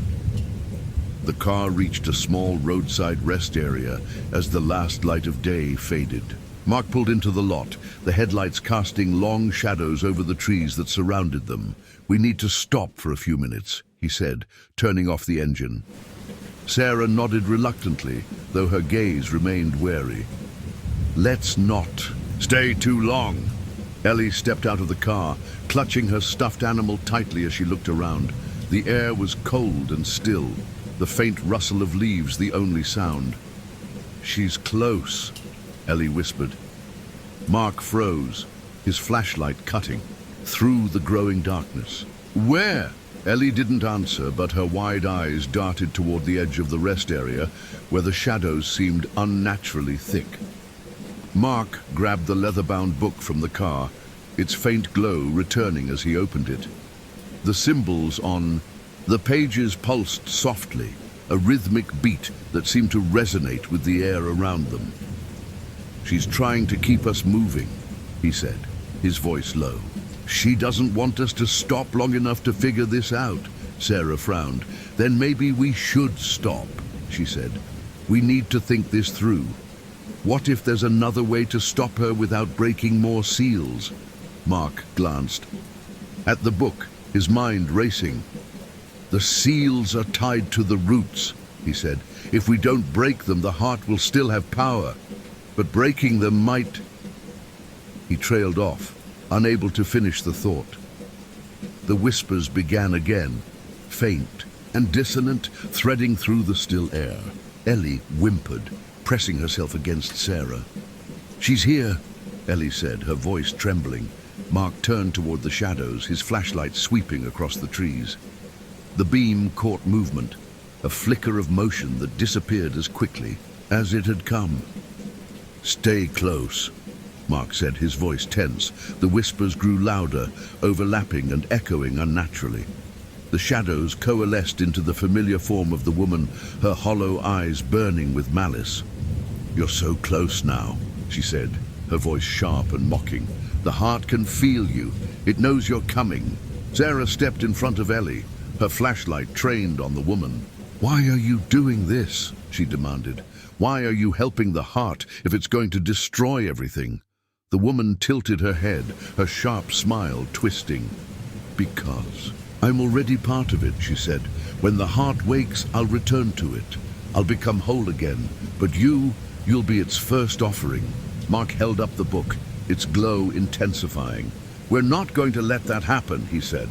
"We'll stop it before it can take anything." The woman laughed, the sound grating and hollow.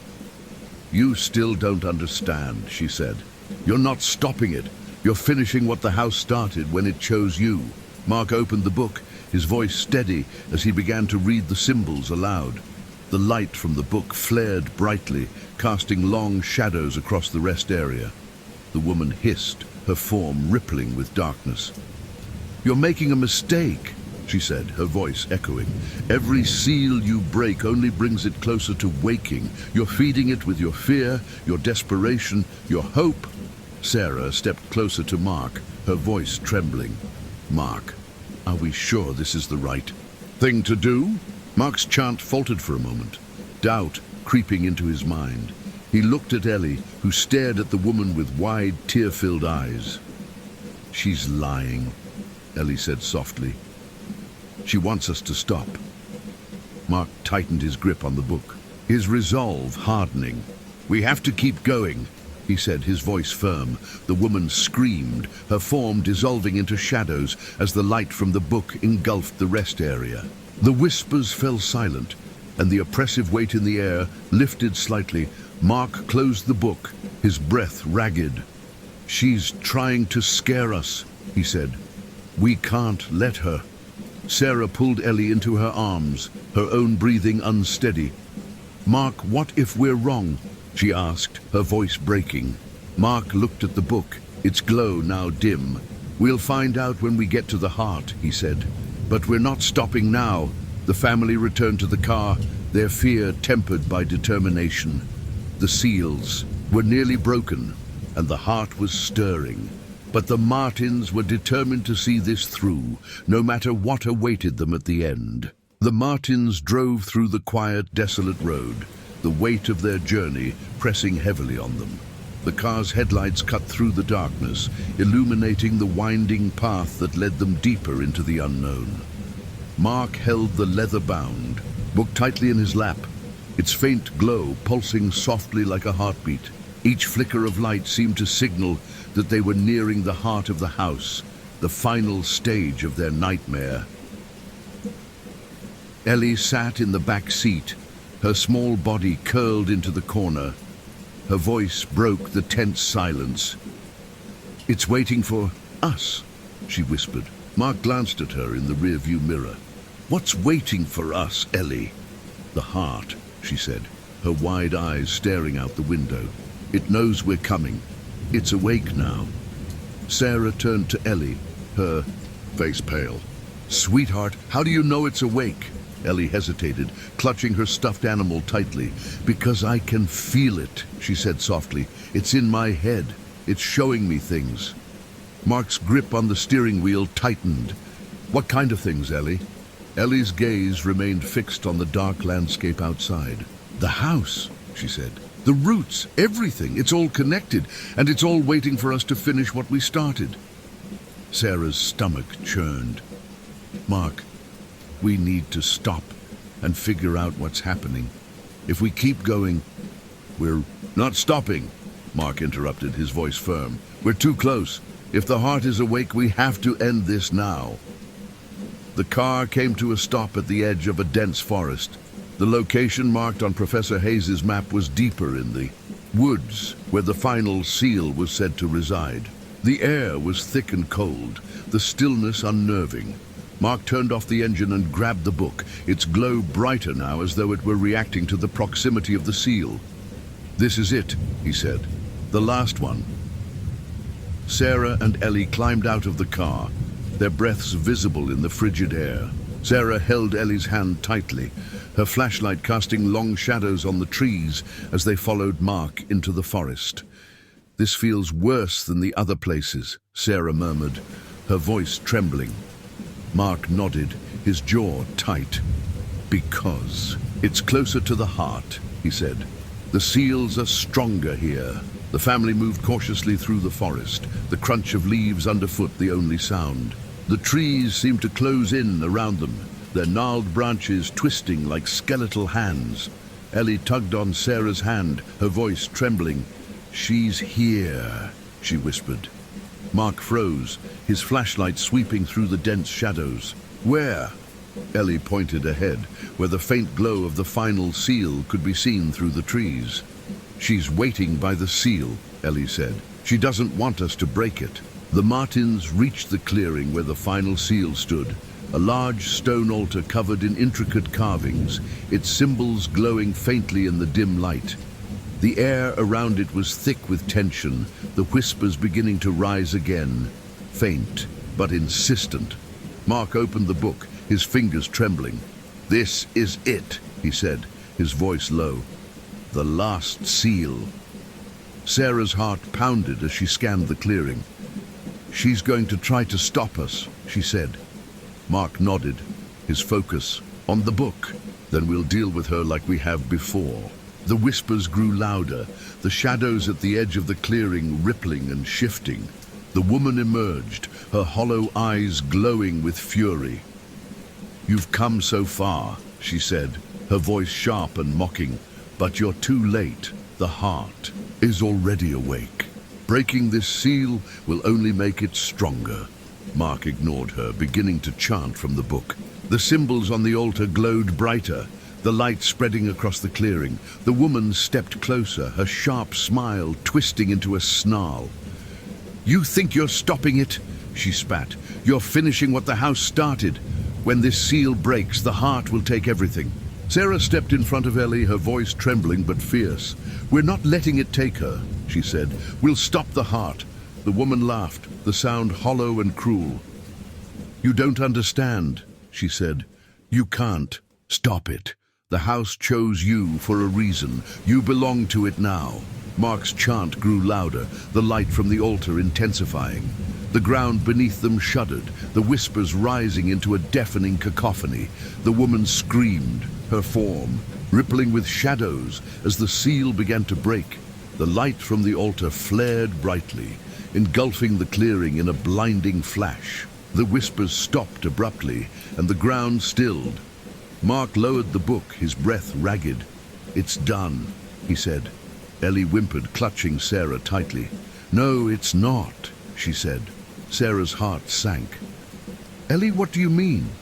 Ellie's wide eyes filled with tears. "The heart," she whispered. "It's awake now, and it's coming." The oppressive silence in the clearing was broken by a deep, guttural sound that seemed to come from the earth itself. The ground beneath their feet began to tremble, and the air grew thick with an unnatural energy. Mark's stomach dropped as he realized what was happening.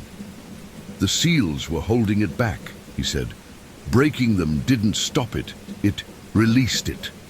Sarah's voice was barely above a whisper. "What do we do now?"